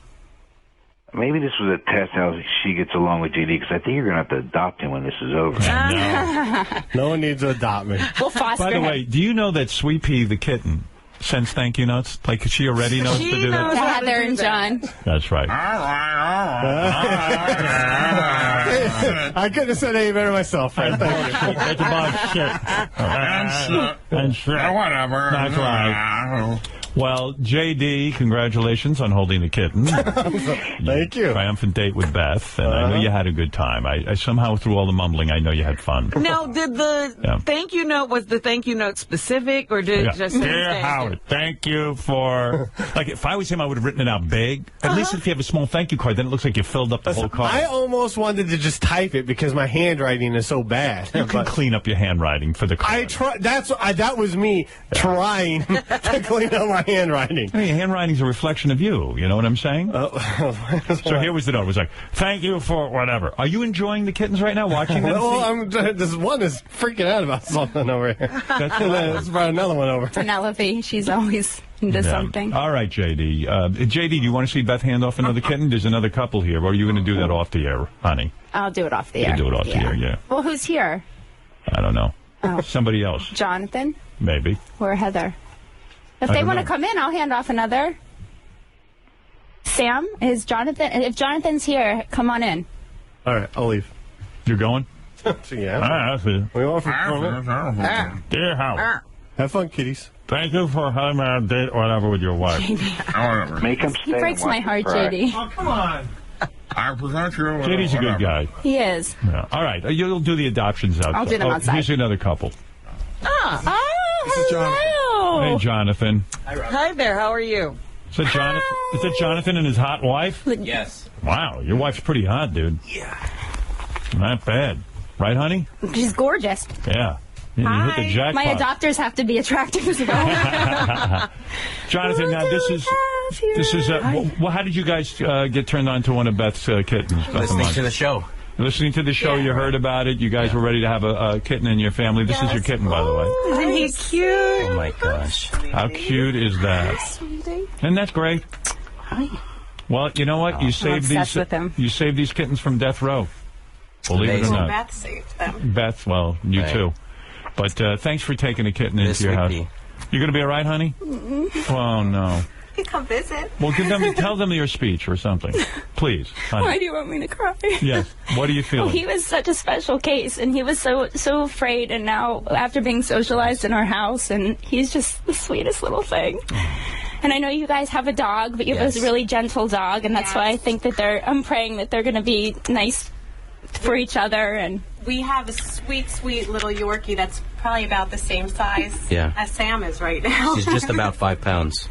Oh, that's nice. So eventually Sam will be bigger than the dog. Yeah. Honey, what's the hardest part of this? Because they've lived in our homes, right? And it's hard to let go. Yeah, they're part of our family. To them, yeah. Yeah, it's very, very difficult. But I know you guys are going to be great on BFF because I know you visit the page, and you know he's my special case. Yes, so. thank you so much. Yeah, part of the thing we like is that a lot of the families will post pictures and stuff on this Bianca's Furry Friends and stuff. We'll post pictures. Yes, please. All right. Sure. That's good. Yeah, because we will write back Sam's to got you. a lot of growing to do. Yes, he does. When Sam and Daisy start sleeping together. I can't wait for those pictures. I know, and our son is going to fall. Oh, that's right. He's going to be He doesn't know we're here yet. He's scared right now. I told you he needs to just settle down. Here, baby. Here, baby. Here, baby. Yeah, it's a little overwhelming. Here, baby. All right. Well, anyway, thank you, guys. Thank you. Nice meeting you. Let me just one more time review. I'll if meet you you out in the green room. All right, guys. Thank you. Have fun. And nice meeting you. It's a great thrill meeting everybody. Yeah, same here. Thank you. The 2014 Animal League calendar featuring Beth Stern is available now at animalleague.org. I ask you all to just, buy one or buy multiple calendars. And it's a donation to North Shore Animal League. Also, don't miss the Animal League America Celebrity Gala honoring Rachel Ray and featuring Natalie Maines and Tom Cotter on November 22 at the Waldorf Astoria in New York City. Beth and I will be there. And we will also be making this presentation of Rachel Ray. It's going to be a great night. For tickets, go to animalleague.org. There's a dinner and a whole thing, right? Yeah, and Robin, hopefully you can be our guest. I sent you a personal invite, so I'd love to have you there as well. And for more info on adopting a foster kitten, go to howardstern.com. And you could be one of these families that gets one of these kittens. And we also have one adult that has a seeing problem, but great cat. And Gary, look at you. You're so good with kittens. Gary loves cats. Gary is good. Can I just put a shout out to another adult cat that was in an unfortunate situation? I was at North Shore handing off kittens, and there was an adult cat stuffed, a 22-pound cat stuffed in a kitten carrier, and they had to cut the carrier away because the cat was lodged in there, and Somebody dumped them Minty. off. She's the sweetest cat ever, and she's at North Shore now, and she needs a home. And if somebody adopts Bella, I will be taking Minty and trying to find her a home. But she's so beautiful. There are pictures of her on BFF, All right, too. honey. All right, sweetheart. Now you have to I go could do go the- on forever. Well, now you have to do the hard part. You have to now give over the kittens I to the know. families. And that's that. All right, we'll be back. We're going to do the news. And Who's laughing at my crying? Look at Gary's playing with the cat. Gary loves. Gary adopted 2 cats from North Shore Animal. Yeah, Gary's a good owner. Yeah, I love our cats. Yeah, in fact, Gary's wife was over my house, and she was looking over all the kittens and was about to take one home, and I think Gary put his foot down. No, it's the other way around. Oh, was it? Yeah. I want to take Jimmy. Oh, remember Jimmy? I still have a picture of Jimmy on my phone. Mary's like, no more pets. Jimmy and Molly went home together. Isn't that ironic? I named them, Howard named them Jimmy and Molly, and they ended up, it was a double adoption, and they're thriving, so it was probably good that you let them go together. Honey, See? Sweet Pea is Oh, into look at Benji. Sweet Peas and Benji. All right, so we'll be back right after these words with the news and my beautiful wife, Beth Stern. I love the work you're doing. I'm so proud Thank of you for helping me and being so supportive. You're the greatest. You're absolutely right. Can you Husband say of the that year. again? Can you say that again? You win for Husband of So the Year. Robin knows. Yes. You're being good? Okay. And by the way, her name, if you notice, is Stern, not Stamos. Not Stamos. That's right. Because That's right. everybody else is Stamos. It's not Romaine Stamos. All right, and we'll be back right after these words. Howard Stern. The Howard Stern Show. And now across the pond, London radio gets a blast of Baba Gooey. And you're on Tuesday, are you? Filling in for me? Okay, well there we go. That's got to be worth having a listen, isn't it?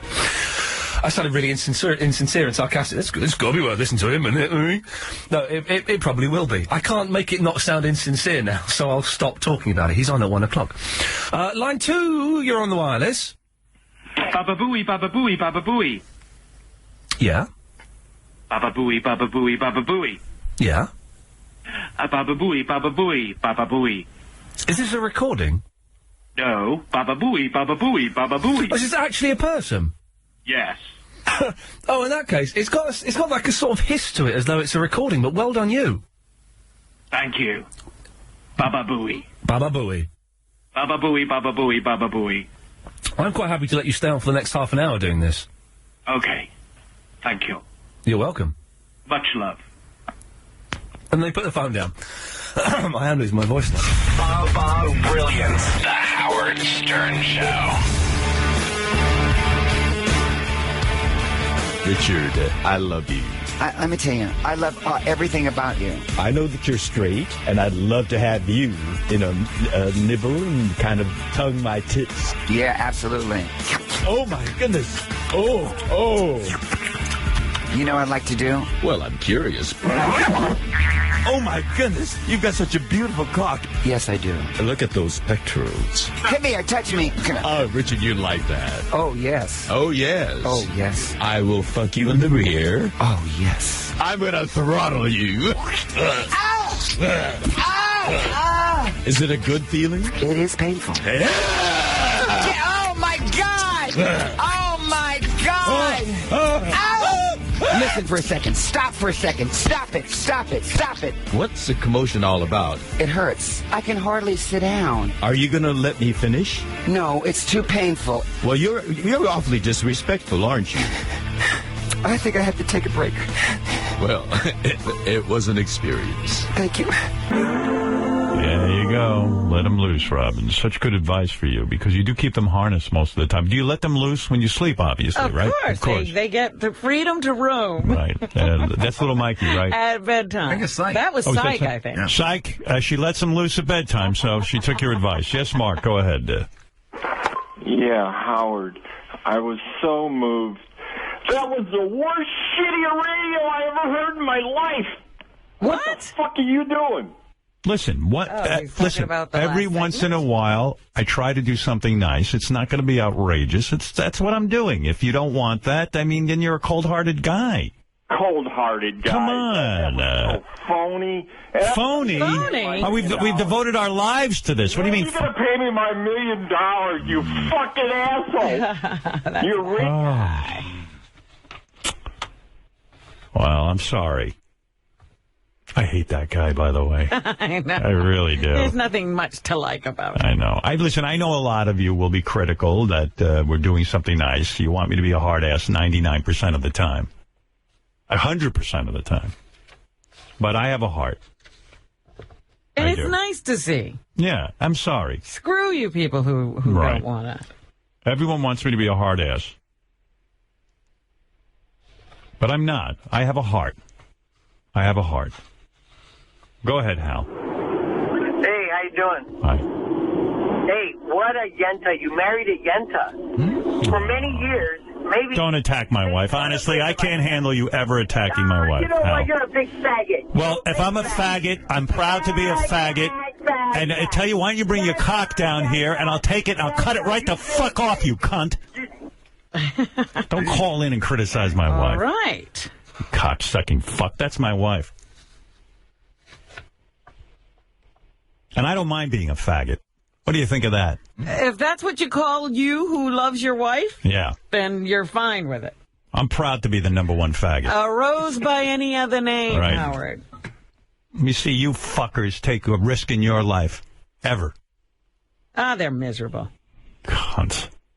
Miserable cunts. I know it's... Listen, I knew I'd get shit for having my wife on the air with the kittens. But I'll tell you what. Go over to a shelter and watch them get euthanized. Because scumbags... They're probably the reason these cats are in shelters. And you can call me a faggot all you want. In fact, you can call me the N-word. As long as it means that's who you are, it's a fine name. Right. And for any gay person out there who's ever been called a faggot, I'm with you. I'm one of you now. That's right. I've been called a faggot. You can join the march. Right. I'm as queer as a $3 bill. I know. We took a turn with the cats and the crying and the... But it's a part of your life. It's part of my life, and I felt it was important enough to share that with you. That's it. All you guys want me to be is a hard ass. I've had it. That's all. Yes, Joe. Hey, man, Howard. I was wondering, why are you and Beth not vegetarian or vegan if you guys are so into animals? And all? We only eat fish. We don't give a fuck about fish. The fish have no hope. We determined that we care about everything but fish. I don't know. Listen, I'm not philosophical about this. All I know is my wife brings home these kittens, and I do fall in love with them. I think they're great. They're fun to watch. And I'm trying to get them homes. If you cocksuckers want to fuck with me on that, come on. Come on. Let's fuck around. Come on, I'll fuck with you. I'm not fucking around. Am I really fucking around? No, not you. No. You're a good dude. All right, Joe. Later. All right, thanks. Bye. Bye. Sick of all this shit anyway.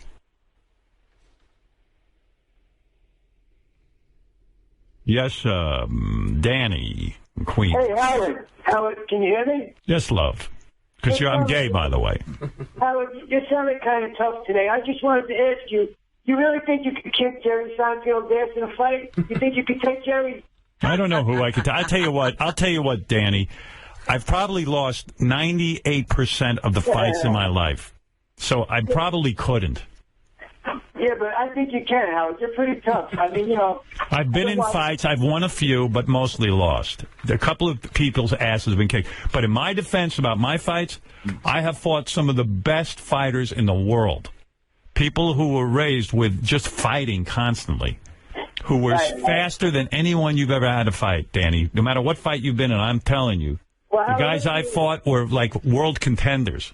Most of them are in jail or dead now, but all the fighting did them a lot of good. You know, when I first became a fan, I'll tell you. Jerry, you got a phone there, or are you yelling out the window? We're talking to him through a string. Can you hear me better? Yeah, oh. Howard, you know when I really became a fan was a long time ago when you had the TV show. You had Iggy Pop on there and David Bowie's wife. Yes. Remember? And you kicked his ass. You got him to walk off the show. You got under his skin so good. I was like, wow, this guy is something. Really? Because I used to follow Iggy Pop. I used to go to the clubs, like, you know, matches, and he was like the real, like, sicko dude. No, I don't recall that, but all right. Thank you, You Danny. don't remember Iggy walked up? Nah, I don't remember it, but all right, Danny. Thank you. All right. I gotta tell you. See, now I'm in a bad mood. I know. I was in a good mood. Everything was wonderful. There was all love. And now you're Fuck cranky. everyone. Now I'm cranky. Now I'm cranky. Where were we, Robin? You were doing the news. We were going to do the news. Right. So are you ready to go? I'm ready. I've been ready forever. All right. I don't even know where to start. Lots going on this weekend. There's a frog in here. First of all, there was an Oklahoma zookeeper who was attacked by a tiger over the weekend. She actually stuck her hand in the cat's cage on Saturday, according to officials, and that's against the zoo regulations. And once she did that, the tiger grabbed a hold of her. And now they're trying to save her arm. But the thing that interested me about this story was they said they are not going to consider putting the animal down because the worker violated the zoo rules. And I thought to myself, well, when does the tiger ever know when it's violating the rules? Yeah, the tiger violated the rules. Listen, if you want to live with a tiger, get a kitten. That's as close as you can to having a tiger around.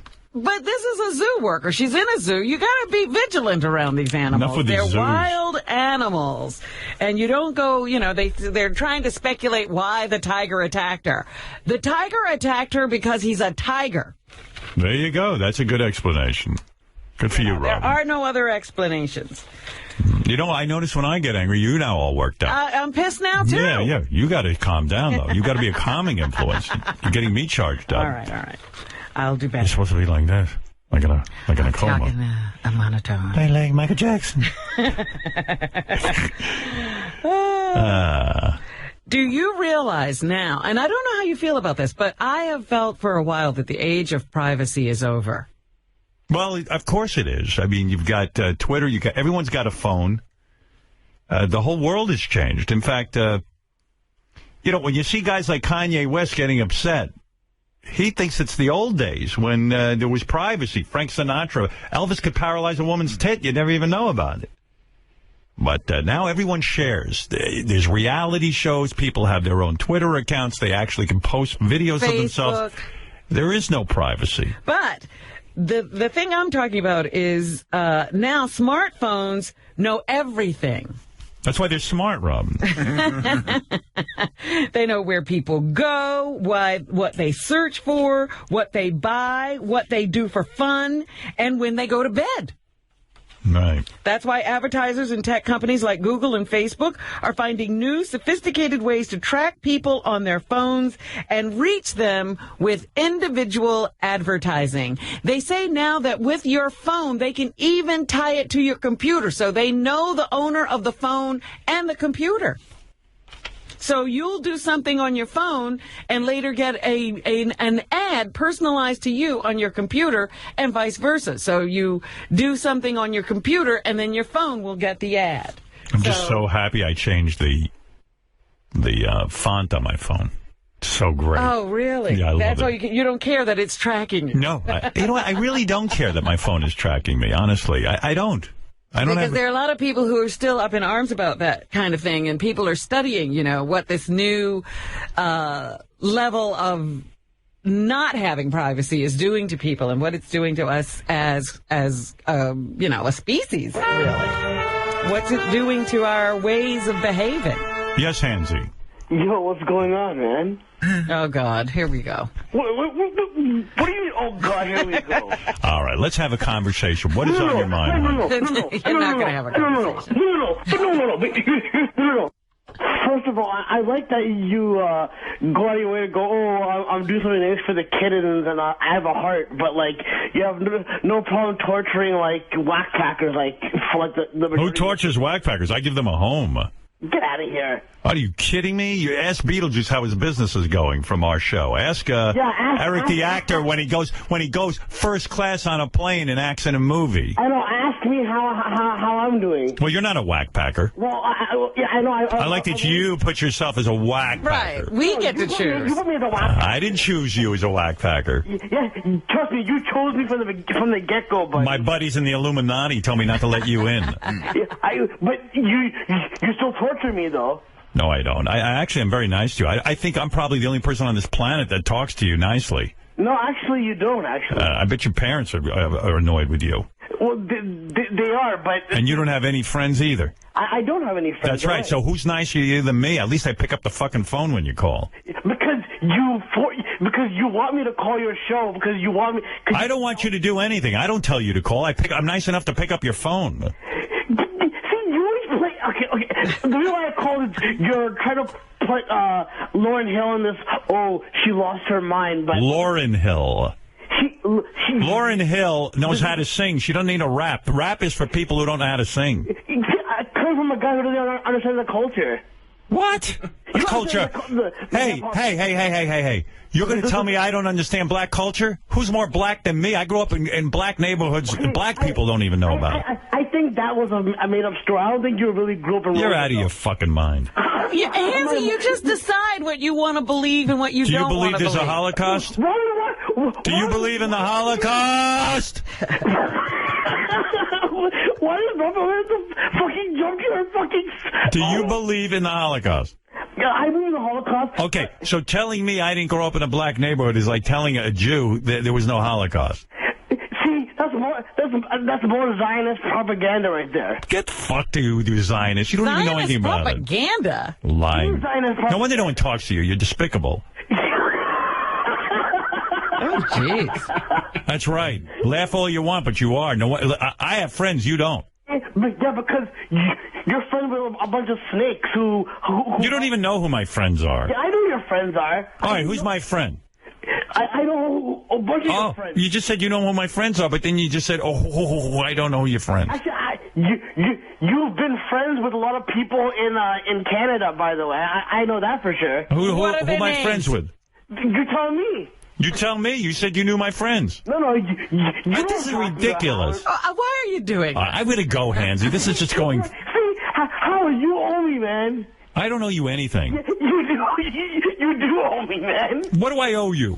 You owe me a living, motherfucker. What? No, I don't. Why do I owe you anything? You get out of here, man. You know what? You're an adult. Go out and get your own. No. Just stop looking for handouts. You fuck. How much do I owe you? No, you don't. But this is what I'm saying. You give everyone else opportunity, but you jerk me around. So Hey, Shuli told me about you. What? What did he tell you? About your phone. Yeah, what about my phone? That you have your mother's number labeled on there as home and then /hell. Oh, okay. Well. What's that say? So there's somebody giving you a living, and look at what you do. Yeah. Robin, shut up. Your mother's so not fucking nice to you, and you don't even thank her. Yeah, but you know, Robin, my parents never touched my cock, all right? So your cock?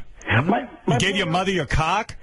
You sick fuck. My parents never touched my cock. You know what I mean? Who touched your cock? Robin's dad touched her breast. Well, that's funny, but... I'm glad you find humor in it. That's really funny. She was molested by her father. There you go. Have a good yacht. I'm glad you find humor in it. At least you have something to laugh about. Fucking pitiful. Lunatic. Can't wait till you're locked up in a mental institution. And then he says you bully him. Yeah. You do bully. You wouldn't know what bullying is. Dude, let me handle this, Robin, for a second. Hansie. What?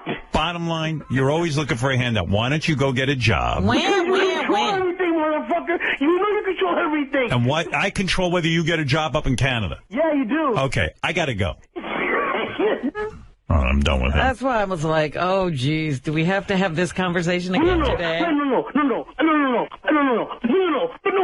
Robin, what else is in the news? Yeah. I just noticed in the paper that going into previews is Becoming Dr. Ruth. There's going to be a show on Broadway. Yeah. The life of Dr. Ruth. I can't wait to go see that. That sounds like a perfect idea to put a lot of money into. The life of Dr. Ruth. Is it a musical? No, I don't think so. I think it's a play. A play about Dr. Ruth Holocaust survivor, Israeli sniper, single mother, America's favorite sex therapist. Well, maybe there is something there. I mean, she was a sniper in the Israeli army, and she went through the Holocaust. And it's certainly a rich story. Becoming Dr. Ruth, an unexpected journey. I hope someone hot's going to play Dr. Ruth. Like that Kristen Chenoweth, because she's tiny like Dr. Ruth, but hot. Well, it won't be Kristen Chenoweth. They already cast Pam Anderson. No. Hi, I'm Dr. Ruth, und wer ist mein Rifle for the army? That would be good, like Pam Anderson as Dr. Ruth. Oh, Dr. shit. Ruth with really big boobs. It's hard to shoot my rifle with my big titties and blonde hair. And I can't believe und Hitler wants to meet me in his chambers. That'd be good. It's a real takeoff on the Dr. Ruth story. I can't believe you're also mean, you Nazis. I hate you. Yeah, Pam Anderson as Dr. Ruth. See it on Broadway right now. Pam Anderson is Ruth Westheimer. Right. Pam Anderson is Ruth Westheimer. Oh, and look at this. My big titties fit perfect in this bra. And now I'm moving to Israel. Pam Anderson becomes Dr. Ruth like you've never seen her before. I'm a sniper. Where is my tongue? What? Where is my tongue? Oh. My panties. Oh, my panties are soaked. I'm so hot. It's so hot in Israel, Pam has to take off her panties on stage. Oh, I'm Dr. Ruth. I'm taking off my panties, even though it's against Jewish law. And going sans panties, I break every Jewish law in the fucking history of Israel. Oh, see Pam in the Israeli army as the Palestinians capture her as Dr. Ruth. Oh, Palestinians, stop fingering on me. See, Pam, like it'd just be so great. Yeah, I don't think they did the right thing with the casting. It's not Pam Anderson. Now I'm intrigued to see. Now she comes to America and starts her own radio talk show. Und hello, you're on the air. It's Dr. Ruth. It's Dr. Ruth. Audible.com. When is the play starting? We have to go. Well, the previews are starting October 11th. And my pussy is fat. 4 Saudi men will be locked away for years and get hundreds of lashes for dancing naked on the roof of a car. Good. I like there's somewhere in the world where people can't dance naked. I'm all for that, Saudi Arabia. The verdicts were handed down last week in a city about 200 miles northwest of Riyadh. One of the men received the harshest sentence of 10 years in prison, 2,000 lashes, and a fine of $13,000. I love those Arab countries. Because all their laws are really biblical, you know? Yeah. Like, they'll stone you for such, like, for cheating on your husband. Or for showing your ankles or something. Yeah, most of this shit goes to women. So this is 4 guys dancing naked. So that's good. At least they're punishing guys. When I saw that, at first I thought it was the guys were watching a woman dance naked. But no. Oh, for that you just die. They were dancing naked. Yeah. So, good luck to them. An Oregon bartender is very happy. A regular customer gives her tips in the form of unplayed Keno tickets. One ticket Aurora Kephart got last week turned out to be a winner worth $17,500. Wow. That's nice. She actually scratched it off in front of the customer, and then when she realized that she had won, she tried to give it back, but the customer was good to his word. That was her tip, and he wanted her to keep it. Wow. So she did share some of the rewards with him, but she says she plans to buy a new couch, and she intends to save most of the money. So that was her tip, that Keno ticket that actually paid off. Well, think the reality of that. Guy tipping with Keno tickets. Most of the time he was giving her nothing. Yeah, right. It finally paid off for her. Hey, asshole, fuck you. So, here's $1. It's really, like people give lottery tickets and stuff. It's like, it's $1. All right. And no one ever wins. That's the one story they found in the world where it worked out. Cheap fuck. It's doubtful many star athletes get to the top of their games on the diets of fast food, burgers, pizza, and sugary sodas they advertise. But a study out of Yale University found about 80% of the food and drinks endorsed by top athletes are low in nutrients and high in calories and sugar. Researchers worry about the message that sends to kids and teens. Top earners among the athletes named in the study were the Miami Heat's LeBron James, who peddles McDonald's and Coca-Cola, and the Denver Broncos' Peyton Manning, who advertises Gatorade, Oreos, and Papa John's Pizza. All the stuff you see advertised on TV is shit you can live without. That's why they got to advertise Absolutely. it. Stuff you don't need. Yeah, when I was in the supermarket with Jerry giving him his quiz, Jerry Seinfeld, I was giving him a quiz on what things cost. We went to the cereal aisle. He's a big cereal guy. Right. And every cereal was loaded with sugar. I mean, every kid's cereal was loaded with sugar. The only Even one the adult cereals now. Yeah, the only one that was kind of healthy was the Irish oatmeal, which is healthy, and the... yeah, but that's very old school. That's and shredded wheat. Yeah. Yeah, that was it. Everything the else rest was of them are packed. saturated in sugar, and they say they are loaded with vitamins, because they take all the vitamins out when they process whatever it is that they started with. Then they put artificial vitamins back in. I didn't mean to get you fired up about it. But I'm just telling you, that's what happens. People think they're, getting their kids some vitamins, but they're really just a bunch of man-made chemicals. Whenever I bring up what's in cereal, Robin's head practically explodes. I know, slowly I turn. Yeah, with me. right. Yeah, you got it. I've heard this rap before. Sometimes just for fun, I'll go, "Hey, Robin, you know what's in cereal? A lot of sugar and salt." I know. Blah, blah, blah, blah. And then you're off to the races. Well, I'm on a food jag here Look at because you.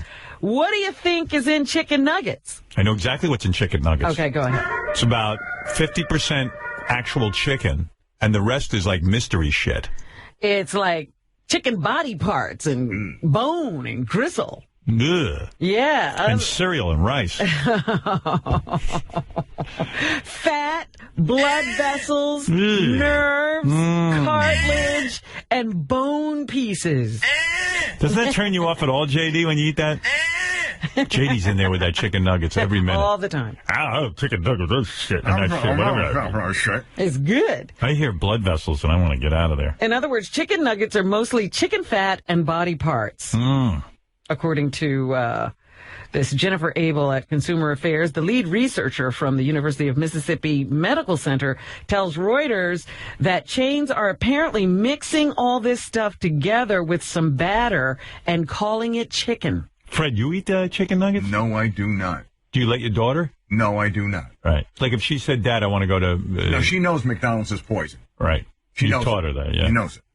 My kids were never into that stuff. I couldn't even bring them. I wanted to bring them to fast food. They wouldn't go. Oh, stop it. I'm not kidding. Yeah, I'd be like, "Hey, let's go. Like all the other families are going. Let's go." No, we hate it. They hated it from... Well, yeah, good. I mean, there's even been times when it was like where you've been desperate, like you're somewhere and you have to eat. There's nothing around. Right. And she'll say no. Absolutely not. Good for her.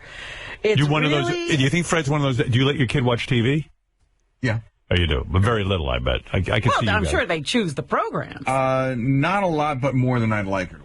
What do you have, like PBS and stuff? No, she watches her shit shows. Oh, she does? Oh, good. What's her shit show? On Disney or on Nick or something Yeah, like because that. I would kill myself if Fred, if I was his son. And he's like, he was regulating your TV. I can never get her to watch anything that's educational. I know people like that think they won't even allow a TV in the house. I would kill Madonna, myself. remember? That was her big thing. They didn't own a TV. That's bullshit, because then your kid goes to school and acts like a retard because everyone else is talking about the shows and you can't.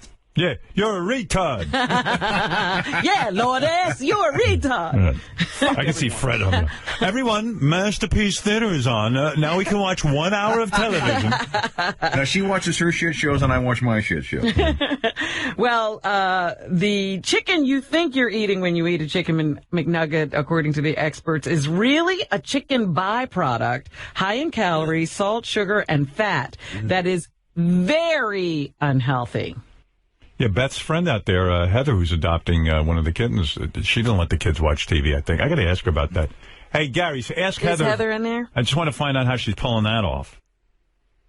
Yeah, I think her kid's real young. Even worse, the experts say this stuff tastes great to kids and they love it, and it's marketed directly to them. So you're giving your kid absolutely nothing. Uh-oh.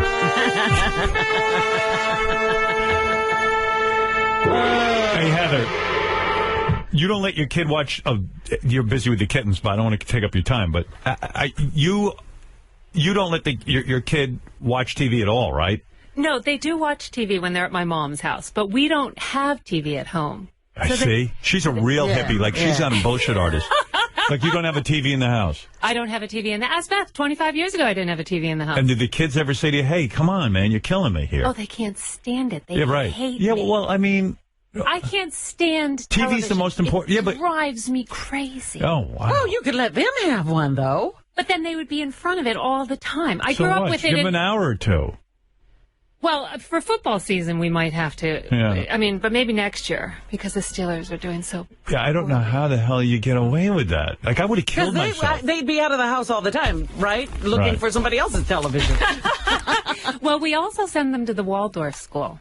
Oh. And we pay a fortune for that school, and they ask us to sign a media policy. So until the age of 10, they're supposed to have restricted media. And like when things like Sandy Hook happened, I'm glad they don't have a TV because that was our neighborhood, so they didn't know what was going on. Oh. But at the same time, they I just would have killed myself if I didn't have like Soupy Sales. Television and Man from saved Uncle. our lives, right? Television, you know what? Television's my whole career. If I didn't have television, I wouldn't have any pop culture references. I'd probably be doomed. I'd probably be doing a shitty job somewhere.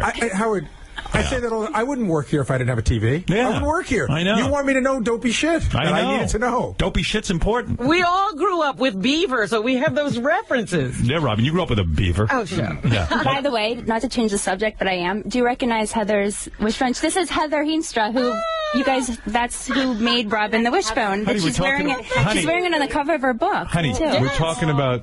We're talking about TV. I'm sorry, but I had to show that. That's so cute. They're twins. I already got yelled at by half my listeners for having you in here talking about kittens. Oh, no. I'm getting shit on over here. You got to stop doing jewelry references. Oh. Howard. My wife loves TV, by the way. I was talking to you earlier this morning. I sort of understand where Heather's coming from because my son got Grand Theft Auto 5, and I actually went and watched it for the first time on Saturday night. He goes, Dad, I'm going to rob this liquor store. Oh, God. I'm going to kill these I'm going to kill these two guys.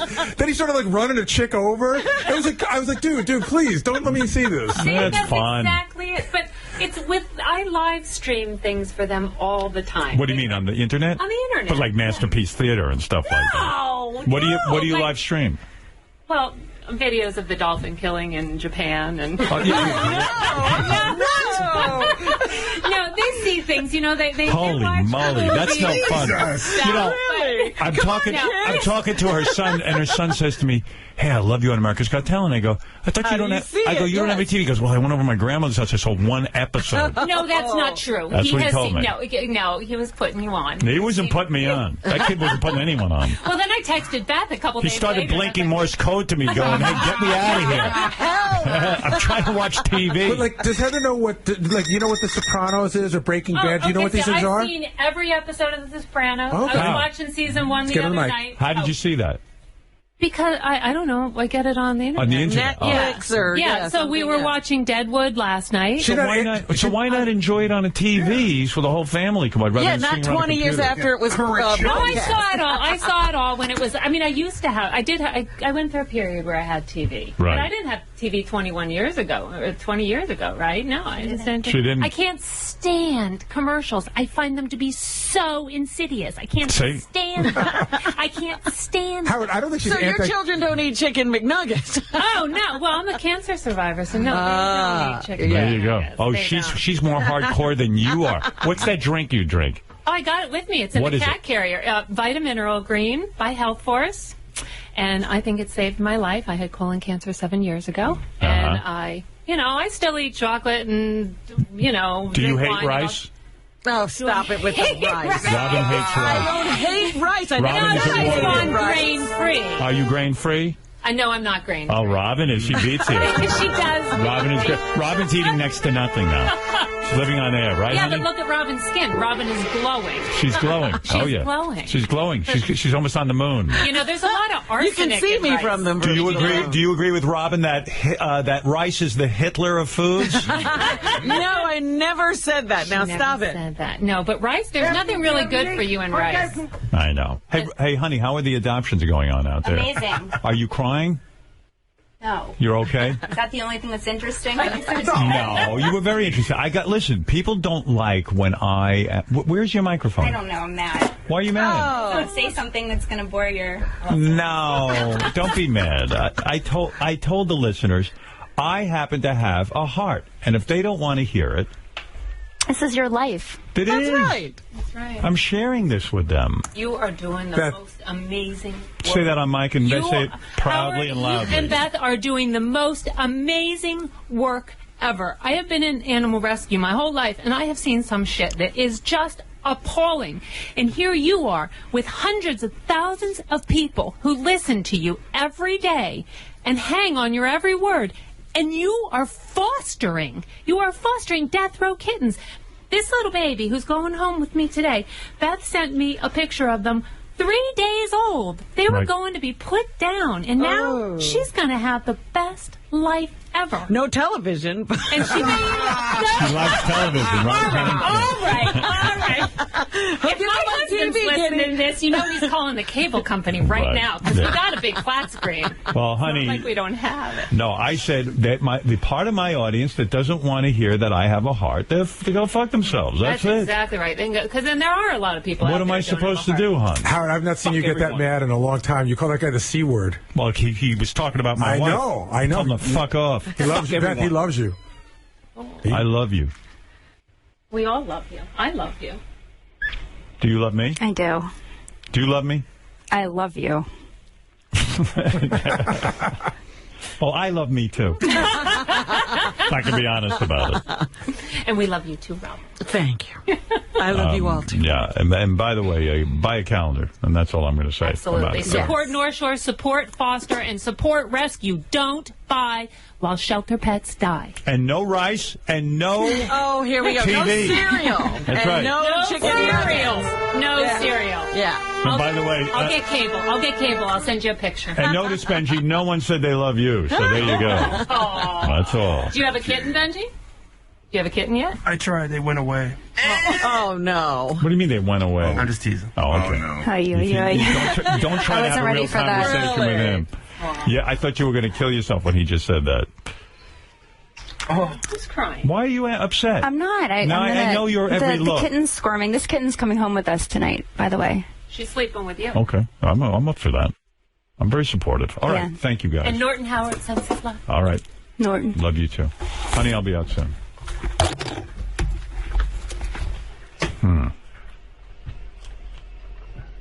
There we go. See, I'm wearing the wishbone. Beth's upset with me because I cut her off from saying about the wishbone.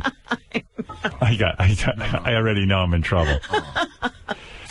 Robin, anything else? Also in the news, in a big Harper Bazaar profile of Madonna, she says that she didn't get a warm welcome when she first came to New York. She says she was raped at knife point, and her apartment was robbed 3 times. Wow. Yeah. Where was she living?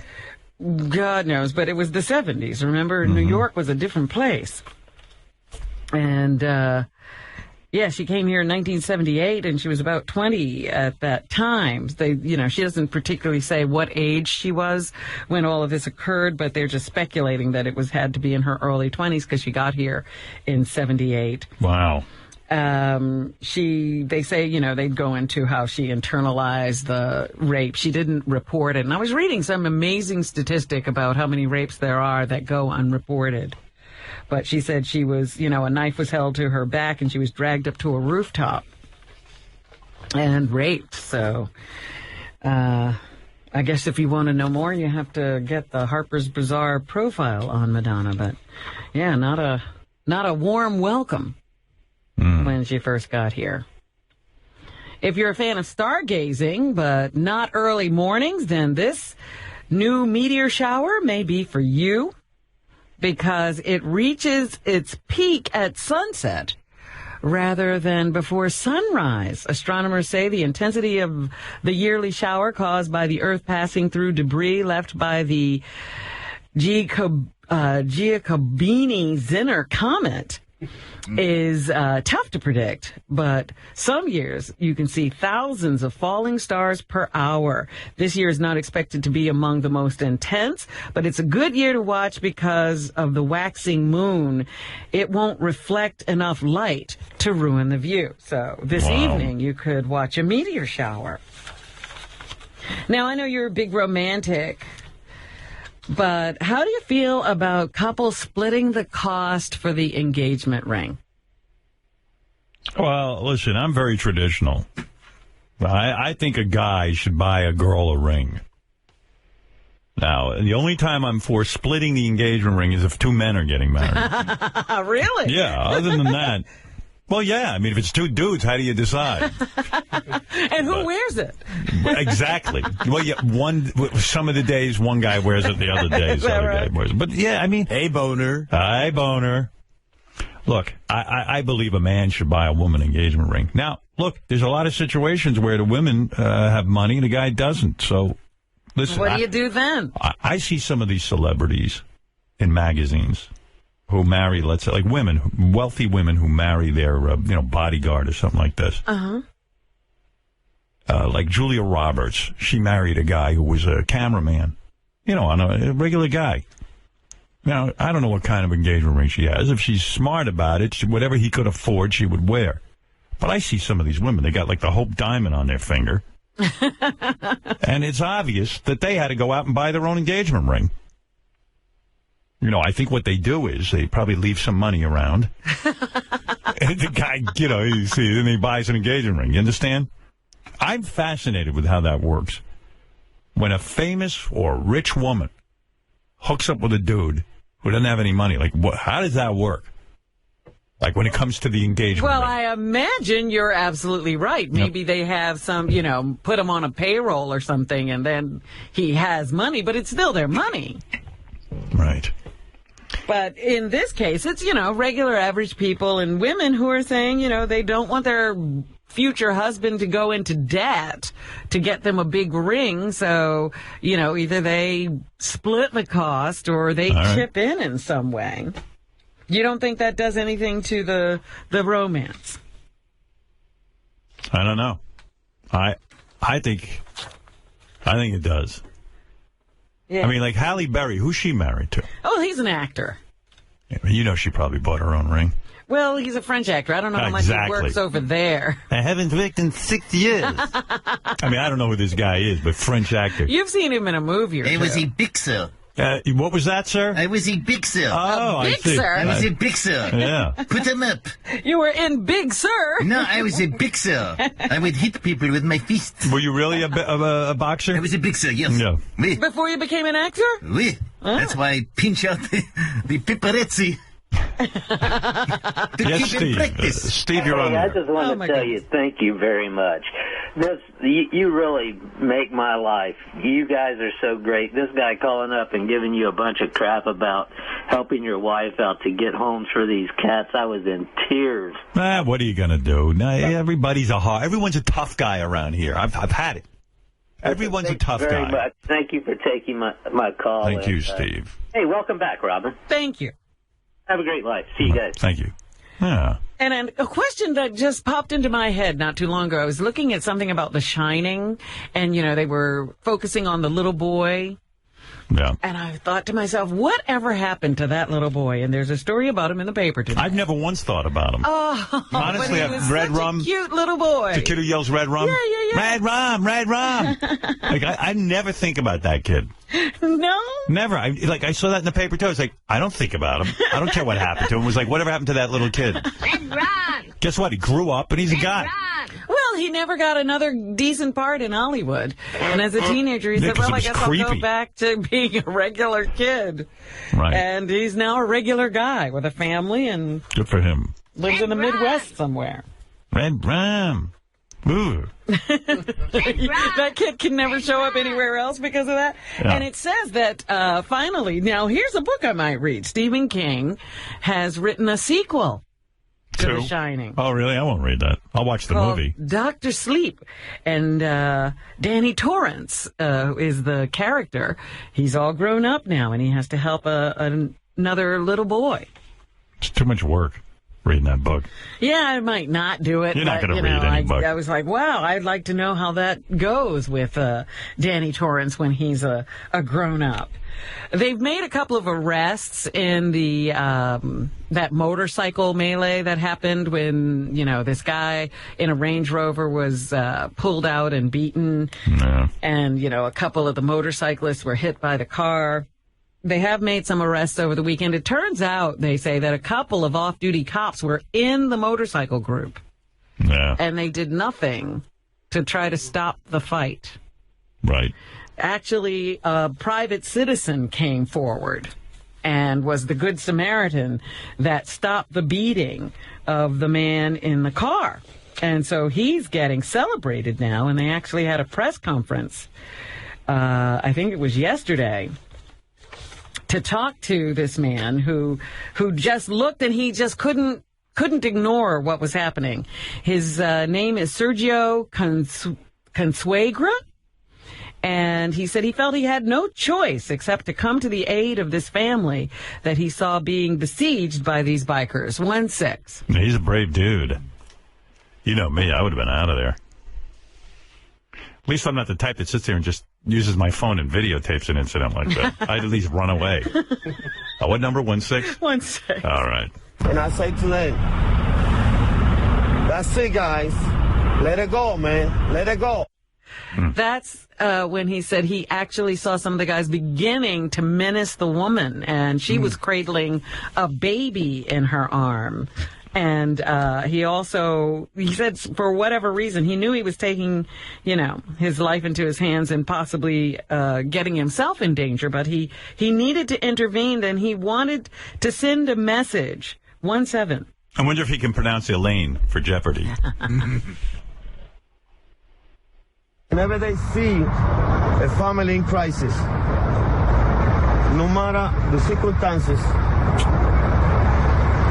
when they cry for help, be there for them. I like this guy. Yeah. He's like a real machete. He's a real deal, this guy. That's right. Yeah. Because he's saying you can't just run away from situations like this, Howard. You Right. have to I know. get involved. What if you're a pussy? Then what do you do? Hey, Right. come on. Got to step up, You right? I gotta understand. Step up. All right, he's right. He's a good man.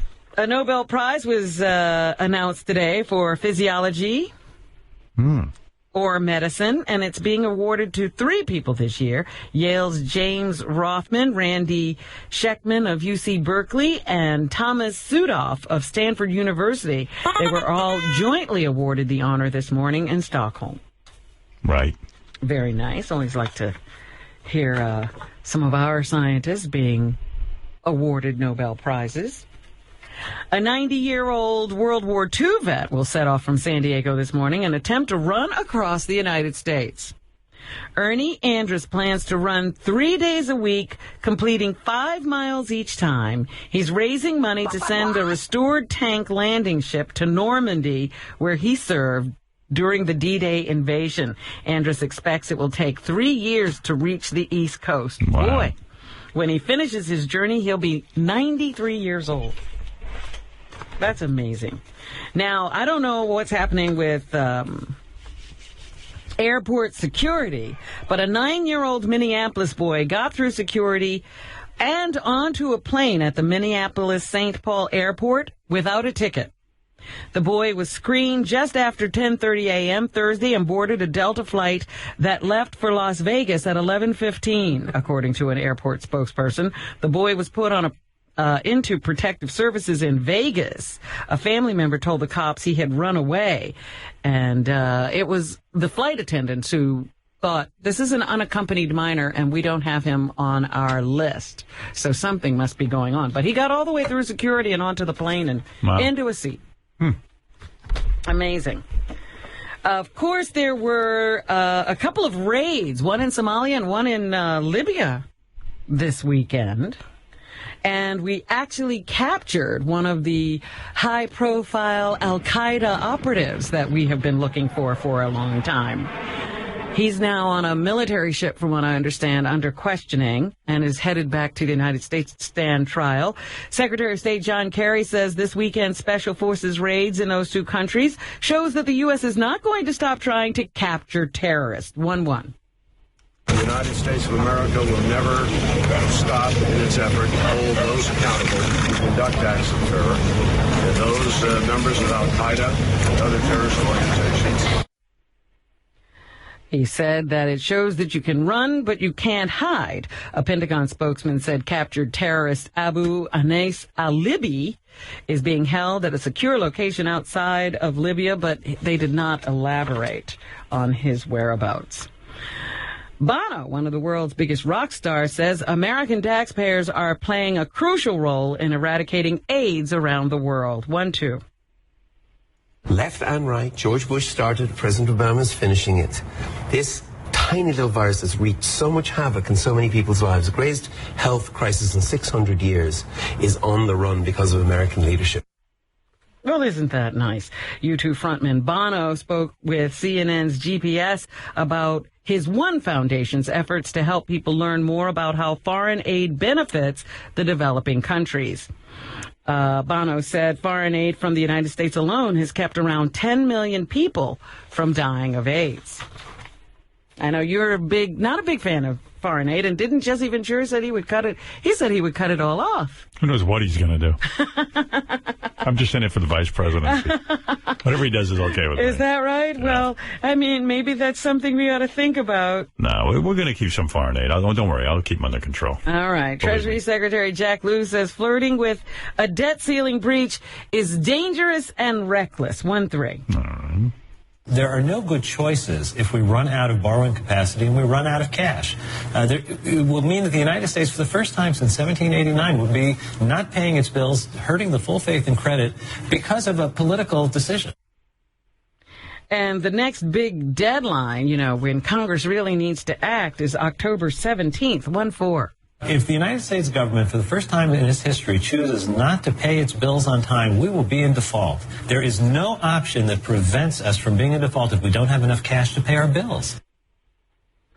They say that the Treasury is currently using extraordinary measures to avoid breaking the debt ceiling. So it is a difficult situation that Congress has put the country in. Yes. I don't worry about it, though. Oh, really? Honestly, I don't. Yes.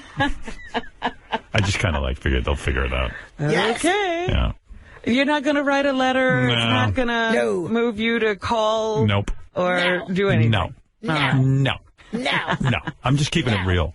No. A new organic molecule could revolutionize the battery life of electronics. Now, here's something you're interested in. That'll take a look at. Yes. Research professor John Lupton is with the University of Utah's physics department. 1-5. Think about a spaghetti